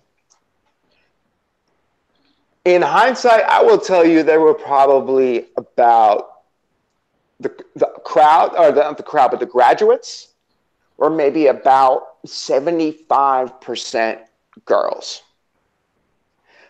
Wow. I didn't see a lot of guys. Wow. At that Western graduation, you know. I mean, granted, the full ceremony was split up into like 4 or 5 different, like, you know, events, right? Depending on your like major or whatever. Well, so, the stats back that up. But the stats do back it up. And you know what? I watched an interview recently with Bill Gates where the guy interviewing him tried to pull like a whole SJW thing and was like, well, what do you think about, you know, women in schools and their representation in you know, engineering and da-da-da. And Bill Gates was like, well, you know, I think that, you know, women are, you know, in a lot of ways in school doing a lot better than men. And, you know, a lot of times it's forgotten. And, you know, like he's talking common sense. Like he's just fucking, like, I love Bill Gates, bro. I think Bill Gates probably voted for Trump. I'm pretty sure he did. Are you still here? Here. Oh, you're just like far away. All right, so I'm gonna just keep ranting then. You know, I feel like a lot of these billionaires, a lot of these people like Elon Musk, I bet he fucking loves Trump. Trump is probably part of the reason why he wanted to come to America. All right, like because unfortunately Elon Musk can never be the president, but like how dope would that be? We should change the fucking law. I would love to see Elon Musk as president, man. You kidding me? That guy will fucking make our real life the Jetsons, you know? I might be giving him too much credit, but I do think he's dope as fuck. And I do think that he wants to do a lot of really incredible things, and he is very close to making a lot of those things actually happen, which is very impressive. So him and the Trump administration, they need to work together. Like, I don't know, did you watch Trump's like Space Force speech? Yeah, I'm all about it. I love it. I love the idea. I love it. Isn't it great? It's the best thing any president has ever come up with, ever. Dude, like ever. Are you fucking kidding me? Yes, of course. Let's do it. Yes. Like, I didn't realize that like Russia and China had fucking rockets that could travel 5 miles a second. Oh yeah. Oh yeah. Once you get They out, don't talk about that shit, bro. once you get out of the atmosphere, there's no fucking friction, so you can achieve speeds that are crazy fast. Out in space, it's ridiculous. Wow. And I'm so glad. I mean, the forefront of technology has always been the military. Let's be honest. The military started the internet. The military started all these innovative things like radar that video games were. Rocketeering, engineering, all this technology came from world wars. Yeah. So, you militarize space, it becomes, which is a very, very dangerous thing to say. I'm fine with it. I don't care. I'm fine with it as long as we're the first to do it. There we go. See, and that's why I admire Space Force, because it's getting ahead of the curve. China's already working on it. China's going crazy trying to figure it out. They're fucking. Oh yeah, they probably got all sorts of scientists so hard at the moment. They're just like, we'll give you a bowl of rice, if you come up with the solution. And they're like, I'm so hungry. Please let me eat. Right. Yeah. See, that's the thing. China and Korea, they got their thing. So it's all, dude. God damn it! I can't believe liberals can't fucking see that Trump's just trying to make the world a better place. Period. Yeah, they were told by Rosie O'Donnell that he hates all women, so that stuck. That was the very only Rosie O'Donnell.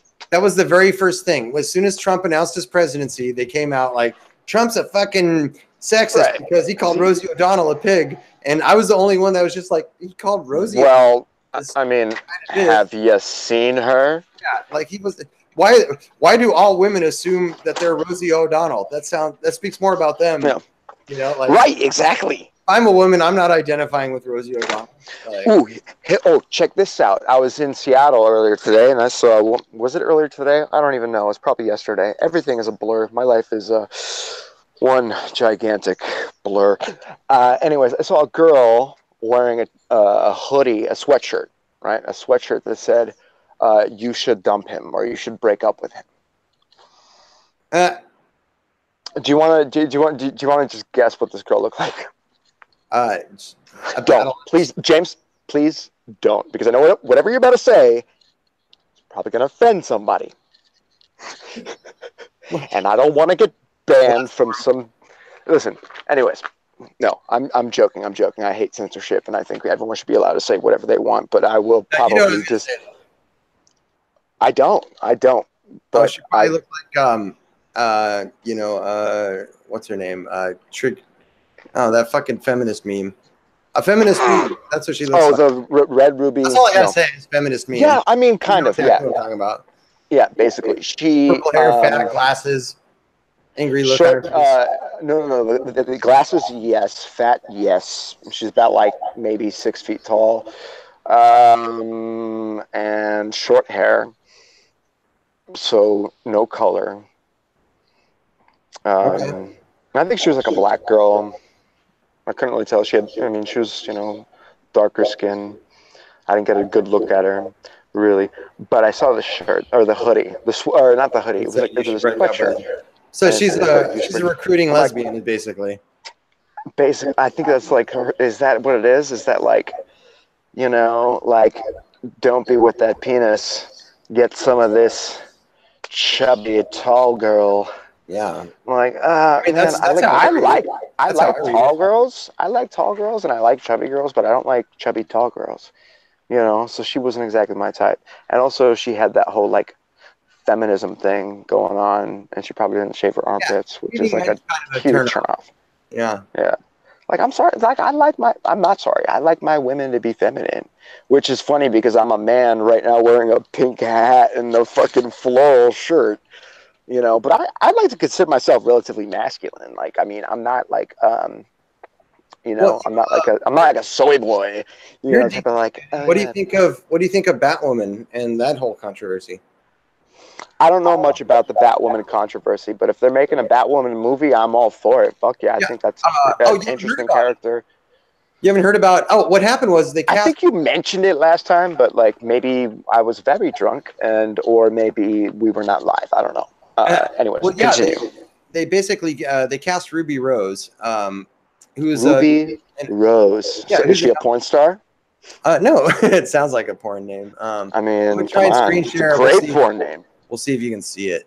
I won't. Trust me, I won't. Why? Why are you such a pessimist? Why do you because hate? it hasn't worked once. Why do you hate during women this and entire minorities? conversation. I'm a shit lord of the apocalypse. That's why. All right. Can you see that at all? No. I just see your beautiful face, James. Oh But right now, I'd rather look at this glass of wine and right. ow! What the fuck did I do to my leg? I'm gonna exit and relaunch. I'll be right back. All right, copy that. Copy that. Continue broadcast. I'll sing some like Barry Manilow or something.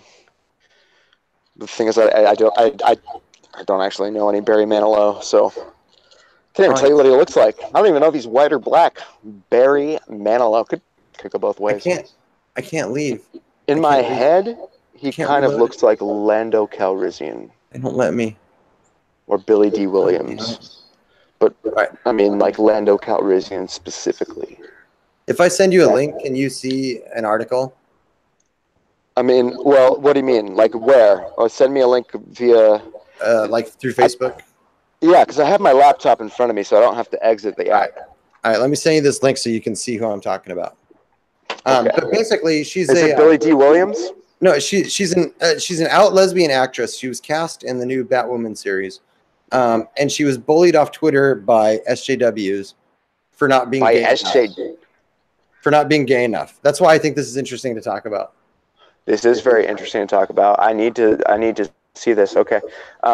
Okay, so talk while I read because it's going to take me a minute to get through this article. Yeah. So yeah, at the very least, well, first of all, question: do we have anybody watching right now? I'm just curious. No, not at the moment. Come on. Well, Saturday at 3. Yeah, I don't know. We'll see. We'll do better. Trust me. I'm gonna let that fucking video go viral of that crazy trans woman. You should. You absolutely should. I mean, right? I just need to start my YouTube channel, but the thing is, I've still got this fucking, acid burn face. From my real life Two-Face cosplay. That's what it is. Like you can take a look at that picture of her on that article, and you can see that's her at the top. Yeah, because she's good looking. She takes care of herself. Yeah. Obviously not real tattoos. That's for the character, right? I have no idea. I don't know her. That woman. It's for the character. Beyond thrilled and honored. Was an emotional wreck. Childhood dream. Young member of the LGBT community. Felt alone and different. She's been bullied by...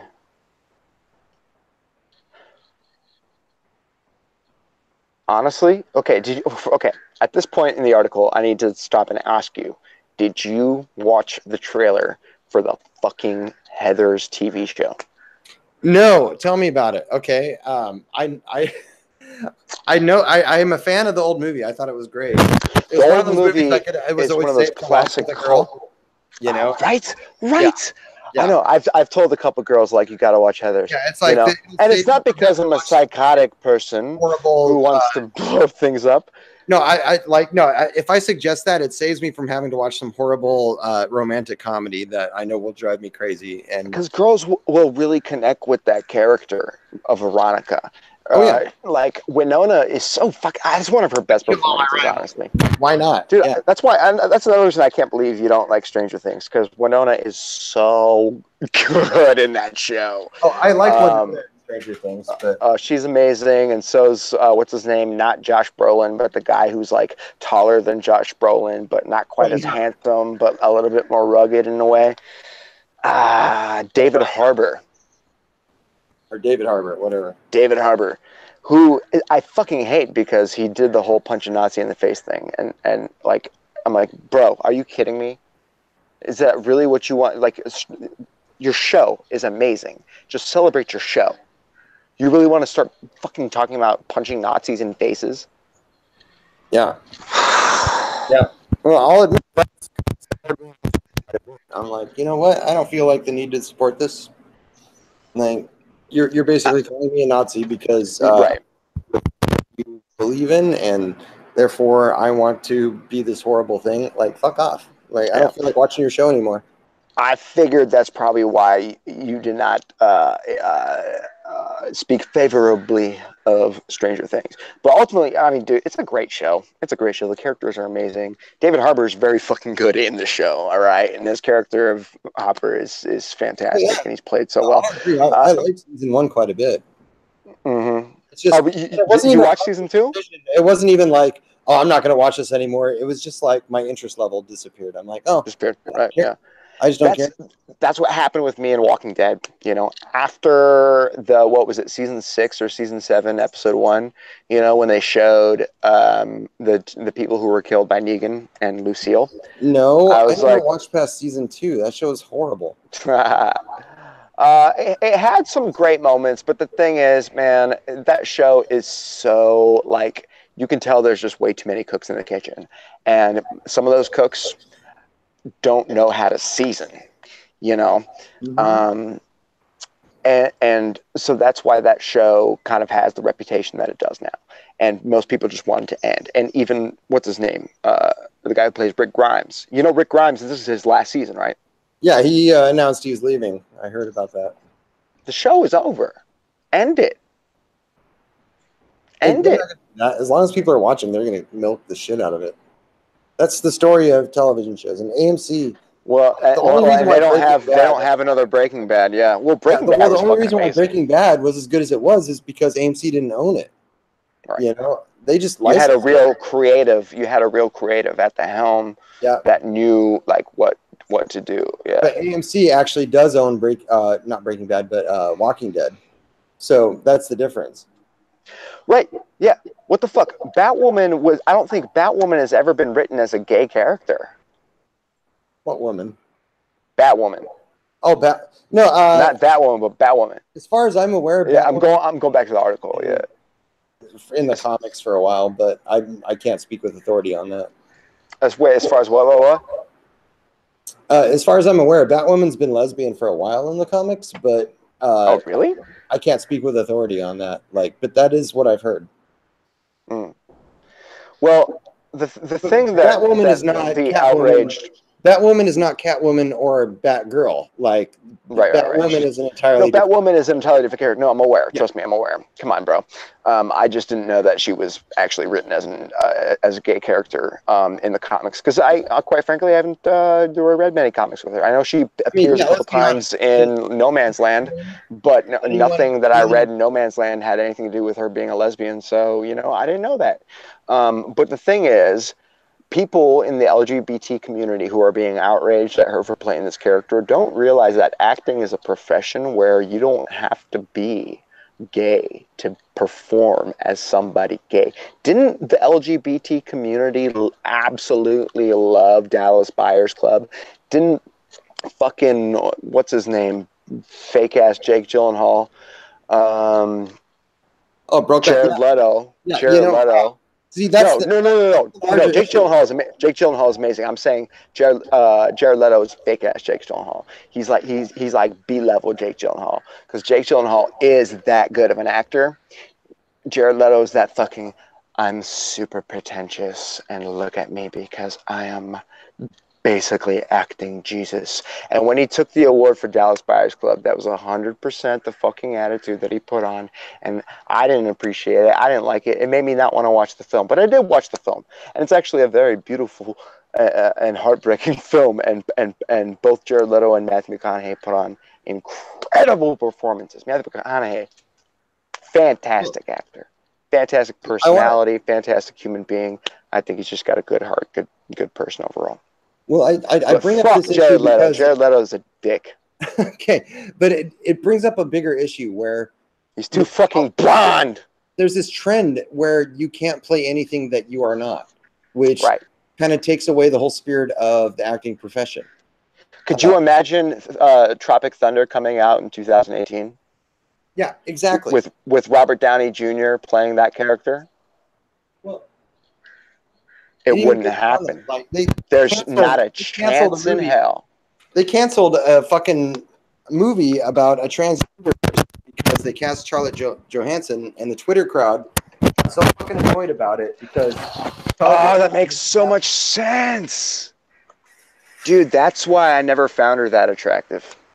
But, well, I mean, But it's not even that. It's this bigger issue where actors are not being allowed to portray anything that they are not. If you're going to play a character, you have to be gay in real life. Right. Which means because of politics. In fucking Philadelphia would never have happened. Right. You know, like it's, I don't know. There might have been gay actors that could have played that role. But you know, but who cares? It's about whoever can play the role best. You know, it doesn't matter what they are in real life. You know what I mean? Like, plenty of British actors play Americans in real life, and Australian actors play Americans in real life, and they wear, you know, like Margot Robbie. You know, come on, what the fuck? Like, it's called acting. It's what they do. We now live in a world where they're not actors anymore. Like we talked earlier in previous episodes about how SJWs and left-wingers, they live in this pop culture world. They do the well, you know what it is? It's the over stimulation of like fandom culture or whatever. I don't know how to exactly describe it, but fandom culture is what it is. Because I now notice, even with anybody at all, even a small time like model or actor who's done just a couple fucking things and like isn't a big deal at all, maybe at most has like 10,000 followers, you know what I mean? People are starting fandoms and saying, I'm new to the fandom. It's not about, hey, I appreciate you as an artist. It's, hey, I'm joining this fandom. You know, people are dissecting these things in a different way because it's being presented to them in that kind of Tumblr mentality where, like, you don't like a person, you're a part of a fandom, you know, because our families have abandoned us. So we're looking for some kind of online community to call mom and dad. You know what I mean? Like, look at how many comments on, like, models, actors, whatever. You know, you get young people saying like dad and not daddy. Although sometimes they say daddy too, but they say dad or they say mom or mommy. You know, or like mama. You know what I mean? Like these are people who are basically kind of like screaming out for like guidance and support, and it's everywhere. It's everywhere because there's a complete like break in, I don't know, something happened between the generations. You know what I mean? Like narcissism all of a sudden became the norm and parents stopped being parents. Oh, I saw the warning signs in the 90s. I was old enough to understand what was happening during the Bill Clinton era, when they started handing out participation trophies, when that whole thing was a big thing, when affirmative action was introduced. Yeah. And what year was that, affirmative action? That was Clinton era, really? Well, of course it was. Yeah, I mean, Clinton come on, that's such a... Clinton was 92 through 2000, so he was the bulk of the 90s. And it was the disassembling of everything that we had created in the 80s. It started setting the stage for the racial divide, you know, and the whole... That was only further perpetuated by the Obama era for some reason. On paper, you would think it would do the opposite, but that's not what happened. What happened is all of a sudden we started to teach our black people that they had to fight white people. Yeah. Yeah. I mean, the whole lesson of the 70s and 80s was, hey, let's all get along and intermingle and we're all cool and chill out. And then all of a sudden in the 90s, it was, oh, by the way, you're a victim. Let me give you this shit because I'm a limousine liberal and I need your vote and I'm going to pander to you. And then all of a sudden people started catching on to that because it started getting hammered in the media or whatever. But it was a mind virus that started very small and caught on. And, you know, it became the narrative.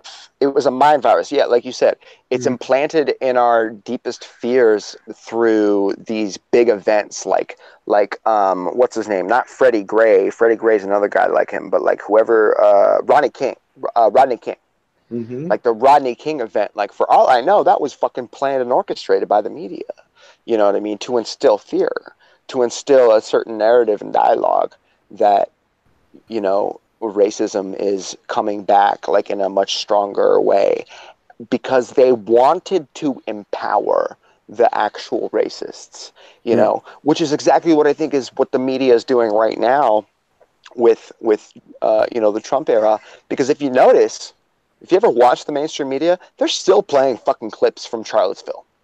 Oh yeah, yeah. They're still playing They cannot the stop milking same. the shit out of that. They can't stop milking it because Yeah. you know what? That's the only time they got enough fucking white supremacists together to like feel brave enough to like light torches and march together. You know what I mean? Like they don't do that kind of shit because they're just little fucking pussy boys. Well, and let's be honest, the organizer of that event. Actual white supremacists in this country are minuscule. Their numbers are so small. Right. No one wants to be a part of them, and the people that are part of them are super secretive, like in a way, in the closet. Like they'll never be open about it, and they'll never even act on it. Yeah, like honestly, it takes a lot to act on any kind of like evil mentality. So, you know, if you're somebody who hates black people, you're probably just going to do everything you can to avoid black people. Like, you're not going to go out of your way to go find a black person and beat the shit out of them. Yeah, unless if you have some kind of like... And get yourself into a compound and live there. And if that's how you feel, great. More power to you. If you're not hurting anyone, good for you. You know? See, I mean, that's the thing. Like, we have to stop pretending like eventually someday racist thought is just going to die out. Like some people will just look at a different breed of person and be like, I don't like you for some reason. You know, like I think it's just inherent because evil is inherent. You know, vices are inherent. I think like there's certain things that just make us human and make us who we are. And some people like lean to, you know, darker things, but like maybe there's a way to not nullify it, but at least to like, you know, get it to the point where it's not an issue anymore. You know, like anything, any kind of crime, any kind of evil thought, any kind of thing that people do to hurt other people, I think is all because of some kind of seed that was planted at some point in their life, and there was this idea, this concept, this thing that's constantly rattling and it's shaking and it's screaming in your ear sometimes, you know, like I can see that, you know, you watch interviews with these people, these like rapists and these things, you know what I mean, and you can tell they're not really in control of their own minds in a lot of ways. Like it seems like they're kind of on autopilot, and maybe they did let a demon literally take control of them. And that's a lot of what I see in the eyes of so many liberals today.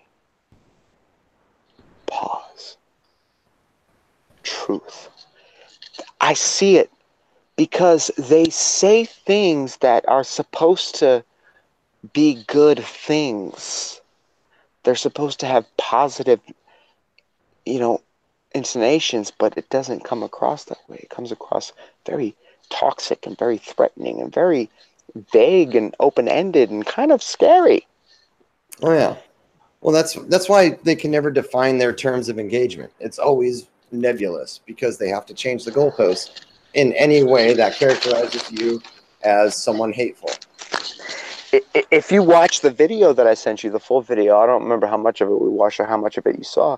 There's about like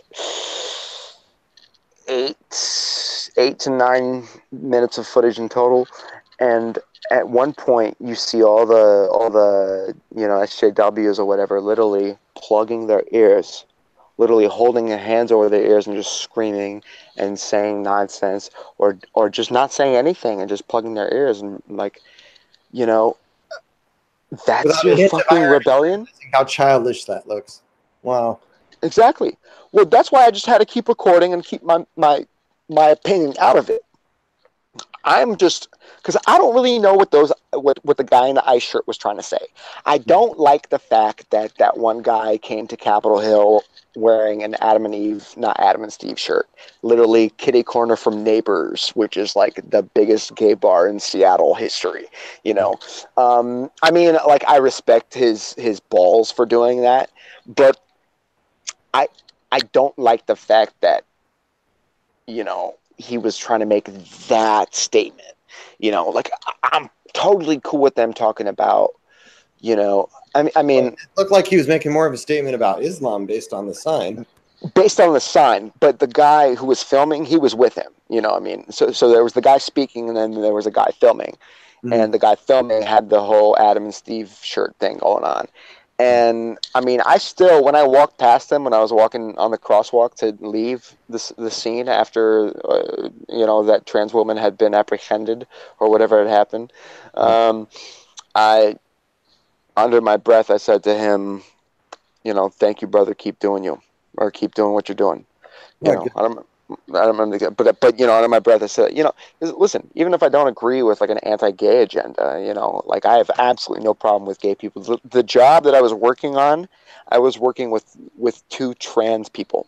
I was working with a trans woman and a trans man. Well, it seems to me that being anti-Islam is pro-gay, but that's what I'm saying. You know what I mean? And I think that's what he was trying to say, but he had this like super attention hungry, SJW trans woman trying to just scream in his face, because when he was trying to say, do you know about, okay, so apparently there's some kind of like peace treaty that he was trying to talk about, like there's some kind of like Islamic peace treaty, and like if you take in somebody of Islamic faith under refuge, that you have to accept this peace treaty.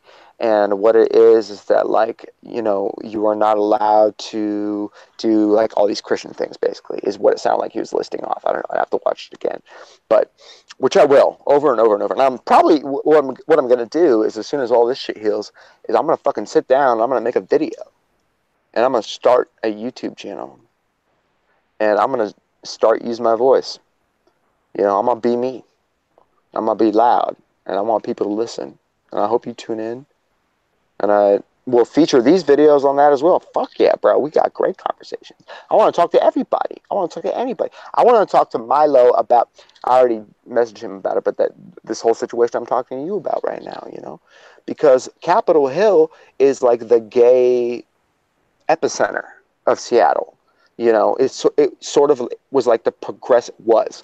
I'll say was, because now it's been infiltrated by gentrification, Amazon employees, yuppie culture, that kind of stuff. It's become way more, it's not as alternative and edgy as it used to be. Like when I was a kid, when I was in high school, when I would go there. But at the same time, it's still this community, right?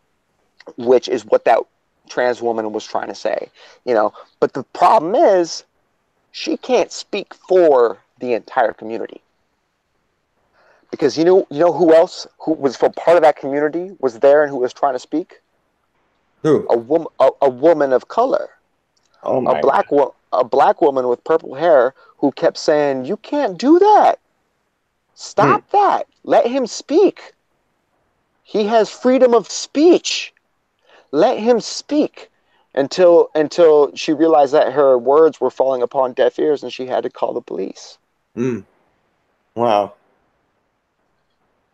Damn, dude. So, I mean, yeah, that's Seattle. It's a hotbed of all this shit right now. You know what I mean?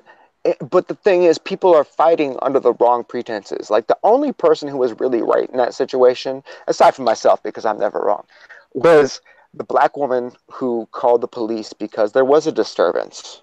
It was a disturbance, and she was being aggressive and invoking violence by asking other people to kick his sign down, and somebody spit at him, and like it was a sign of an oppressive regime speaking, like shutting down another person's voice. Like, that's not what America's about. You can stand there on that corner and preach fire, hell, and brimstone all you want. That's your right. But I'm still going to go inside and go see Kanye West. Like, that's fine. Like, I almost love seeing the crazy preachers at, like, Kanye West shows being like, rap music is this, rap music is... It's like, you know what? This is America. Let them say that. Let them say that. If that's what they really want to, let them do it. I like it. It shows that people care about their message. They want to say something. So go say something. Just don't do something fucking stupid. And that's really what it comes down to, just we have freedom of speech. We got to use it. You can't go up to somebody who's trying to express themselves, grab a fucking megaphone, which was probably his in the first place. I don't know. I didn't get there early enough to see the first interaction. But start screaming, stopping traffic, and trying to make a scene just because this guy's wearing an ICE shirt and trying to say what he's got to say. Listen, people are going to stop and listen. People are going to stop and listen. You don't have to stop and listen. You can walk away. That's it. That's it. Mm-hmm. Well, brother, I got to go get dinner, man. Any final comments before we close this out? Man, I don't know. Yeah, absolutely, sure.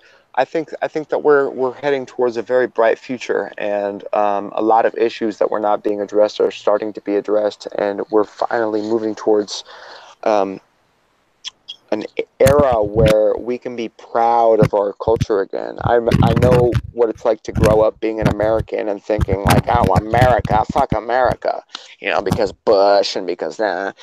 But then, like, what did Obama do? You know what I mean? Like, we need to really sit back and reevaluate what it means to be an American, and instill passion in people's hearts and souls. I think people need to feel passionate again. I think people need to feel inspired again.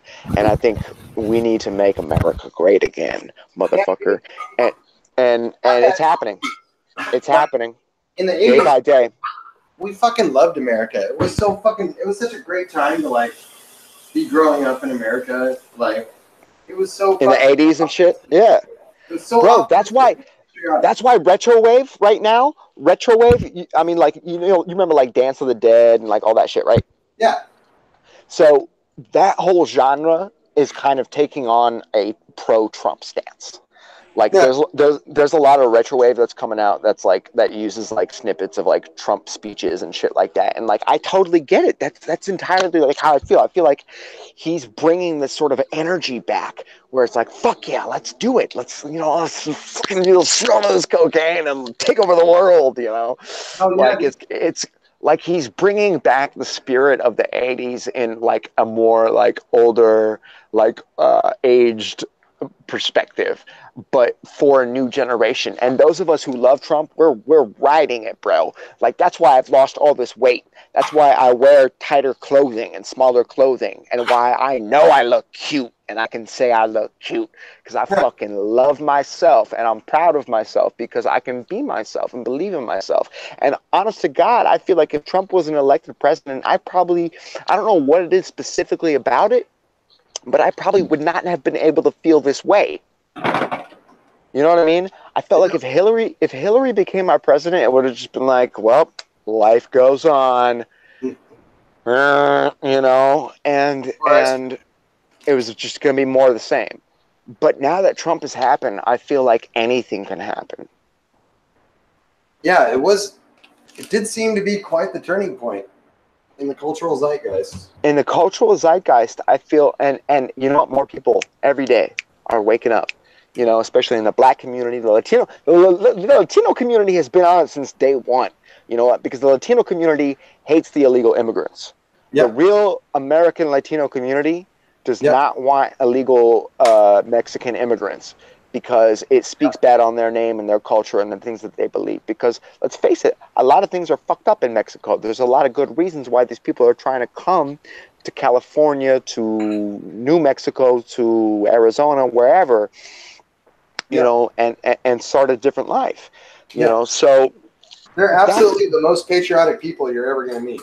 Exactly, because they're people who firmly believe and fight for the American dream.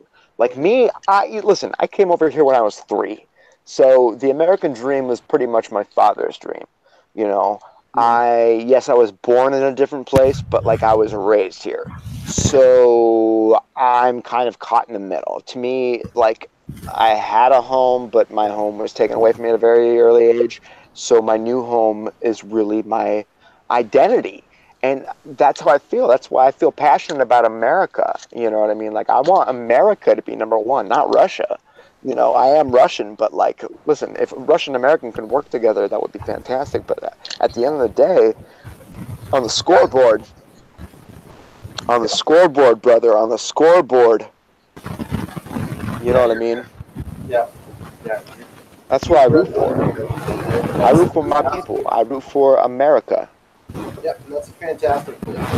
That's something we've lost. And it's like people act like loving your country is somehow like this racist, horrible thing. Right? Dude, exactly. Bro, that's what I'm talking about. Listen, at the hotel that our crew was staying at, I was chilling for a while. I was waiting for the production coordinator to come downstairs and talk to me or whatever, right?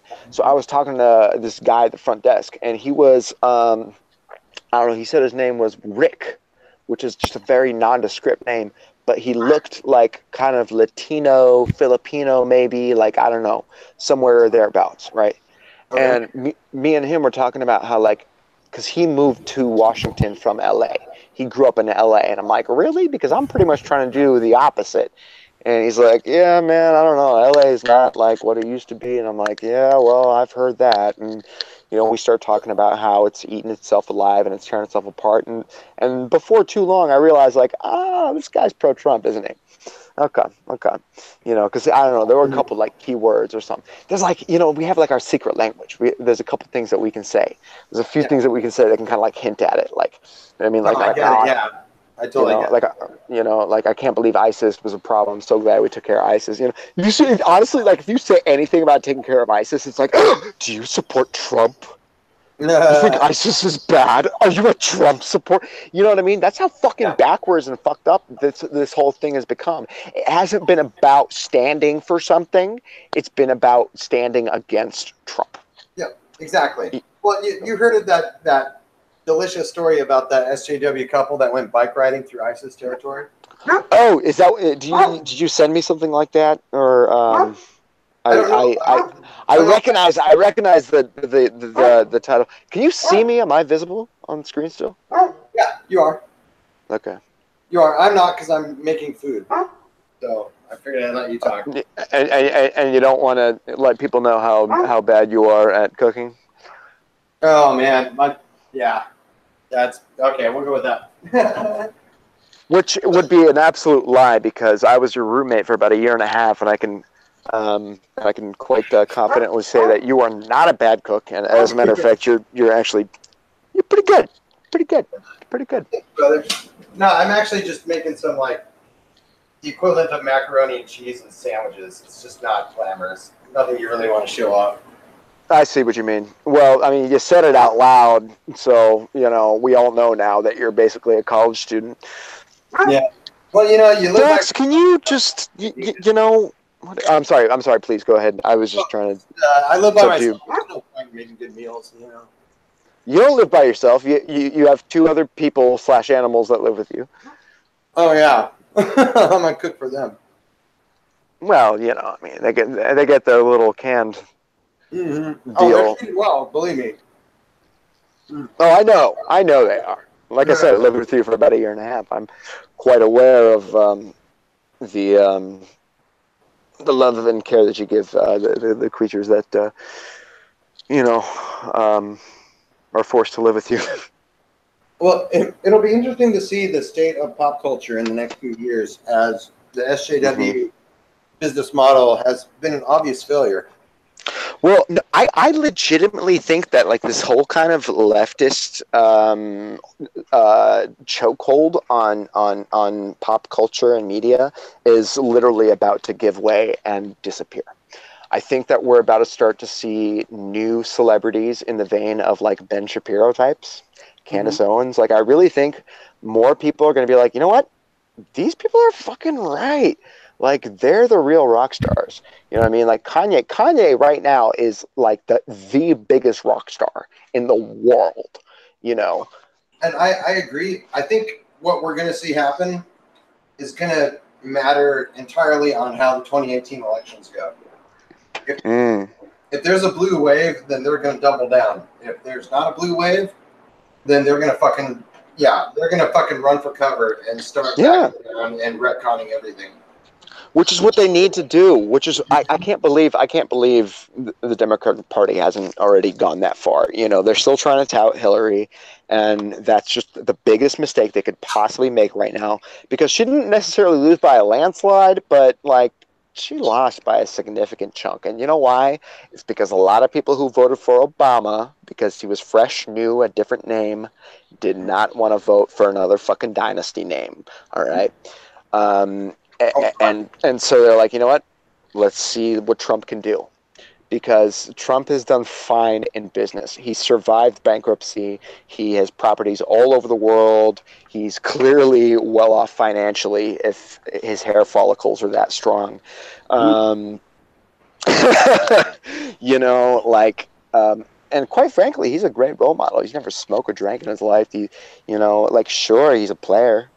He likes women. That's his vice. You know, yeah. Bro, I don't blame him. Women are beautiful. Women are God's greatest gift to reality. You know what I mean? Like, if there's any reason I don't ever want to die, is because I don't ever want to stop enjoying beautiful women and their beautiful bodies and the beautiful essence that they bring to my heart and soul. Oh, you sound like such a... I'm such a sexist, right? I'm such a sexist. I'm such a misogynist. No, I love the way women look, but I don't think they have any kind of spiritual essence or anything that makes them special. They're generally selfish children that have never been taught to grow up. They just look really good. Well, no, everybody has their own spiritual essence. You know what I mean? Everybody has their own energy. Everybody has their own, you know, and yeah, some women just choose to be ugly and awful and they want to spit and they want to curse and they want to grow their armpits out and they want to, you know, act worse than the worst boys, you know, because for some reason that means feminism, you know. But then there's women. There's just beautiful, beautiful women who just want to be in touch with spirituality and life and the magic of things, you know. And to me, that's what makes life worth living. You know what I mean? Like, I don't want to spend my life alone. I listen. I would love to have a woman by my side. Well, you know, that most of the time. But that has nothing to do with the nature of being a woman. They're probably a good person that is a woman, and you have to separate. Sure. No, sure. No, but there's something about women. Okay, the point I'm trying to make here is that there's no man that's ever going to make me feel that way. You know what I mean? Like, women to me are like this kind of ethereal, you know what I mean? Like this special, you know, like this magical, like they bring out this thing in me that no man will ever do. Like, men can be my bros, and I can admire a man and be like, damn, you're fucking talented and handsome and good for you, you know, but I don't want to fuck this guy. You know, I don't want to put my P anywhere near his P or his M or his A, you know. That makes you 97% of the population. Exactly. That makes me ultimately a pretty fucking normal guy. I know that most people who know me would never, ever describe me as a pretty fucking normal guy because there's absolutely nothing that is normal about me. But there's actually a lot of things that are pretty normal about me. Like, I'm really just kind of like a pretty chill, straight white dude. Like, I'm very specific about the type of girls that I like. And I love women. Like, I have no problem working with women and taking orders from women. And you know what I mean? Like, as long as you're good at your job, as long as you're good at what you do, like, I don't care. Like, to me, I don't care if you're a man or a woman or whatever. Just don't be a dick and be good at what you do. You know, like, to me, that's it. I don't care how old you are. I don't care what gender you are. I don't care if you're fucking transgender, even though I wish you weren't, because I think we should all accept who we are as the way that we are born. But that's okay if you are transgender. I will, as long as you are genuine. Because I've met a lot of transgender people that are not genuine, that you can smell the bullshit from a mile away. And I'm like, oh, okay. You're never going to be post-op. You're just going to do this for a couple of years until you get your diploma and then maybe get a job based on the fact that you are a technical minority, even though you're basically a white male. Mm-hmm. And then you're going to grow up and realize, like, oh, yeah, that was just a phase. I feel like there's a lot of that going on right now, you know? I agree more. Absolutely. There's a lot of it. It's become fashionable to become transgender. Transgender people. Right. And I'll tell you this. I've met transgender people that I feel are genuine and I feel like are not genuine. And I've worked with different kinds. One transgender woman, I was like, dude, you're a dude. You're a bro. You're a guy. Like, you have a fetish. Like, you're not transgender. Yeah. You know, you have a fetish. Because at this point, like, you are making your wife, the mother of your child, convince herself that she is a lesbian. Mm-hmm. That There's so is many selfish. That. Yeah, That's wrong. And I could tell when I worked with her, she looked at me with these desperate eyes, like, save me. Like she didn't say it out loud, but like her eyes said it, like, save me. She's like, I can't do this anymore, and I couldn't fucking blame her, you know what I mean? Because, like, first of all, it's invasive to have like a bunch of cameras in your house and your child screaming and your husband turning into a woman, and you having to read books about becoming lesbian. Like, dude, it's almost more selfish than suicide in some ways. Yeah, it kind of is. Like, but for some people, okay, so the trans woman that I just worked with, I pretty much only saw her as a woman. I'm like, oh, okay, I can see how you kind of used to be a dude, but like everything about her mannerisms, her voice, her personality, like it was just feminine. Some people are just more feminine in general. And listen, she was in the Air Force. You know what I mean? Like she's a badass. She was a badass when she was a dude, but when she came out as transgender, she had to leave the military. This was 2011 or so. Which, by the way, let's not forget who was president during that year. Right. Well, and I wonder how many of these people have been sexually abused in the past too. Probably a lot of them, because I think a lot of that kind of thinking stems from feeling like your sexuality as it was given to you before you had the chance to explore it was just an object to be used. Yeah.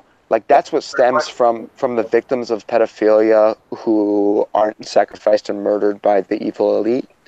Those who live and survive, like they lose their ability to grow at a normal rate and to become themselves. All of a sudden, maybe they have baby voices, maybe they have just soft voices, but their confidence has been stolen from them, and that's what happens to people who are raped. Their soul has been stolen from them. Their soul has been stolen from them, and that happens to people of any age. I'm sure even if you're raped at 47, you know what I mean. You feel that a little bit. Like maybe you don't all of a sudden start talking in a soft, weak voice, but like, it will affect you way worse physically. Yeah, when you're younger, yeah, exactly. Like you can always tell a girl or a guy who is, well, I don't know about guys, because a lot of gay guys just kind of have that like effeminate voice, and they do that thing. But like how much of that is like them feeling like it's a natural affectation because it should be a natural affectation, and how many is it like that's the way they're reacting because some creepy uncle raped them when they were 5 years old, because any girl that I've met that has that kind of a voice was not any girl, because I met a lot of girls that had that kind of a voice, but definitely like at least a few throughout my life that I've talked to that have that kind of a voice have admitted to being raped or abused at a young age. So it kind of makes sense that like they would kind of hold on to that baby voice, that sort of mentality, and you see it so much more and more now, to the point where girls who haven't been raped and abused, and probably guys too, put on this affectation where they're like this kind of like baby, like it's this thing, Well, because we fetishized abuse, we've turned it into something cool, Exactly. Nobody talks about rape more than feminists. Mm-hmm. Oh yeah, it's an entirely different thing to have empathy for victims and to make being a victim desirable. Mm-hmm. And that's the problem. That's the problem. Right now, it's desirable to be a victim, to get those hits, to get those likes, to get that sympathy, to get that empathy. And I'm not going to give you none of that, because you know what? I don't give a fuck about what happens to you in your life. I care about who you are as a person. Nobody ever gave a shit about all the awful things that have happened to me throughout my life. My counselor in high school kind of cared, but only because like she had to, and she said what she said, and was very influential in my life. And like, Miss Cook, what's up? Yeah, you banging. True story though. I haven't seen her in years, but man. But life is anyway. And there has been saying that out loud. Life is tough for everybody. The thing is everybody has their own struggles. Well, it's really more about wealth and privilege than about race and gender. Like, I had this exact same conversation I had with the guy at the hotel. He was saying, you know, like to me, I don't see like there being as much of a race problem as much as there is a class problem. Classism. He said classism, and as soon as he said classism, I was like, I wanted to be like, bro, you like Kanye, don't you? Because Kanye was the first guy to start talking about classism, like as serious, like new racism, like back in 2013. 2013, bro. That's when the song "New Slaves" came out, and I don't know if you've heard that or if you've seen any videos when like he projected that video onto the wall of like big ass corporations and shit. His song "New Slaves," which is basically talking about how like it's not about black, white, brown, whatever. It's about class. It's about, are you going to be subjective to the system or not? You know, are you going to go along for the ride or not? You know, or can we put you in this little box or what? Are you going to try and fight the system and we're going to have to shut you down? We're going to have to Me Too you. We're going to have to do something to discredit you. You know what I mean? That's what it's become. They're trying to use feminism and like pro-women's rights as like this kind of monolithic thought to shut down any man that has like a unique opinion that is against that. You know, they say, oh, it's sexism. Oh, it's, you know, this misogyny. It's all this and that. But that's not what it is. It's just people speaking their mind, because you know what? There's plenty of women who feel the exact same way. So don't say it's sexism, because it's just public opinion and people have different opinions, and you can't silence the voice of the people. That's not what America is about. So bring back Alex Jones. Oh God, yeah. I don't care about Alex Jones. Really. I don't really watch his shit. I think some of his stuff is funny because it's like so sensational and so just like, same here. They're turning the frogs gay. But I love his memes. They're great. His memes are great, and he's got a lot of great little sound bites, and he's just kind of like this funny, like he should have been in every single Men in Black movie, to be honest. But you know what I mean? Like he should be much more of a pop culture figure than he is. Like he should be admired. Like he's funny, he's silly, he's goofy. Like, you know, sure, he went to Bohemian Grove and I'll blew the whole thing wide open. They're so terrified of a Trump 2020 win that they're getting desperate, and they need to censor everything that isn't anti-Trump. Yeah, but the thing is, the fact that they have censored Alex Jones so early, because let's face it, we're not even 2 years in fully. We're not even 2 full years into what Trump he's carrying the coal mine, man. Like, there's going to be a lot more. It's going to be a lot more. And listen, I think Tulsi Gabbard is going to start stepping up and speaking out in support of Trump and saying, like, hey, we as Democrats need to unite and to work with this president and to figure out the best thing that we can do for ourselves as a country. I wouldn't be surprised if that speech is like within the next six weeks or so. I think Tulsi Gabbard, if she's smart, I think we're approaching the end of summer. Who's going to decide what direction they're going to go once the 2018 elections are over? Which is when? This year. In November. I know, but when? November. Yeah. Because that's the midterm elections. That's going to determine the tone and feel of the United States public. You're right. Yeah. The media has lost a shitload of money embracing SJWism and left-wing politics. Mm-hmm. They are going to seriously look at themselves after the 2018 elections. Like they've done a nonstop. They have to. Bombing campaign for the last 2 years, and when they see it doesn't do any good, they're going to have to figure something out or expire. Yeah. I mean, what's his name? Isn't it Tim Cook? Isn't Tim Cook the big fan of Trump? No, Peter Thiel. Peter Thiel. I don't know who that is. Peter Thiel? I'm pretty sure he's the guy who like co-founded PayPal with Elon Musk, and like now he's his own like billionaire or entrepreneur. But he's a gay man who voted for Trump and was pro-Trump before he got elected. You know, and he's a huge figure in Silicon Valley, right?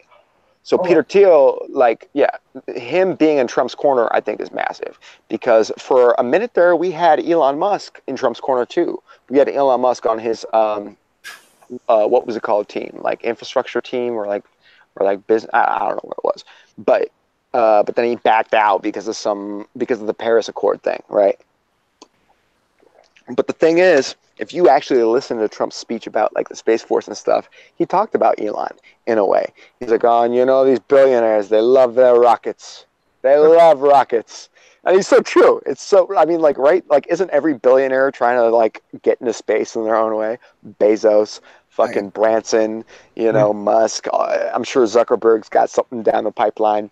You know what I mean? Like, dude, he's so on point with that. And he's like, and he said, and they're going to love this. They're going to love this. And he's right. But you know what? That's the kind of footage that you're never, ever, ever, ever, ever, ever going to see on mainstream media of Trump actually saying, like, I love our billionaires. You know, they love their rockets. Let's give them a good opportunity to get into space.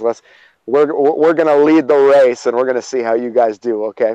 You know what I mean? Like, it was all very positive. Like, you actually listen to that speech, he's basically encouraging American ingenuity and American innovation and trying to get America to be the leader in space innovation again. You know, the way that we aspired to be back when JFK was president. Yeah, well, we need that kind of visionary and optimism again, and who knows? We'll see what happens. But, man, dude, seriously, I gotta... You got to get going? Up here. All right, brother. It's been fantastic, as always. It's always a great time. Always, dude. Let's do it again next week. Let's do it again next week. I don't even think we got down to the meat and potatoes and the nitty-gritty of all the things that I wanted to talk about, like that run-in I had on Capitol Hill or the conversation I had with that guy, my old buddy. Yeah, well, sure. But that's what happens with these conversations. We just get to talking. We just get to talking, and it goes and goes and goes. And before you know it, 4 hours have gone by, and we're like, whoa. I can't believe anybody is listening. And I don't know if anybody is. Is anybody? You know, we get a couple of views on the recordings. That's pretty. Okay, that's not bad. That's not bad. So yeah, we'll go viral soon enough. I got that video. We'll see if that adds a little bit of a nice fuel to the fire, and we'll get something going. I'll get my own channel going, and then cross-link, and then so on and so forth. But I'm going to stop reviewing my master plans because that's not what you do if you're conservative. So God bless everybody who was listening. Thank you so much. We're just fucking guys with opinions, and we just talk, and we love each other. We're brothers. We've known each other for a few years now, and James, you'll always be near and dear to my heart, no matter how much I hate you. Same to you, brother. All right, and I mean that from the bottom of my heart, brother. Awesome, and I couldn't agree more, man. And thank you. Yeah, we're gonna do this again every Saturday. It's gonna be awesome. Let's try and shoot for every Saturday because I think this is perfect. You know, I don't know what's going on my next Saturday. Probably nothing, but who knows? I'm going to be in Eastern Washington actually at the beginning of the week. I'm on a job. They're sending me out to Wenatchee. Oh my God, Wenatchee and Tri-Cities and out there and all that shit. So that'll be interesting. I know next to nothing about it. I don't know if it's a movie. I don't know if it's a commercial. I don't know if it's I don't know what. I don't know diddly dick about it. But I know the producer is somewhat big deal, and it should be a good gig for me. And they're gonna pay for all my shit. So I can't complain about that. So I'm gonna keep moving. I'm gonna keep swimming. I'm gonna keep going on. Did you watch the rest of that Kanye Kimmel video? No, I never thought about it even after last week. So okay, so I'll have to remind you about it. All okay, right. I'll remind you about it because I think you will really enjoy the back half of that conversation. It gets a little bit more intimate, but yeah, you'll enjoy it. Anyways, brother, hey, all the best. Much love. And stay hydrated.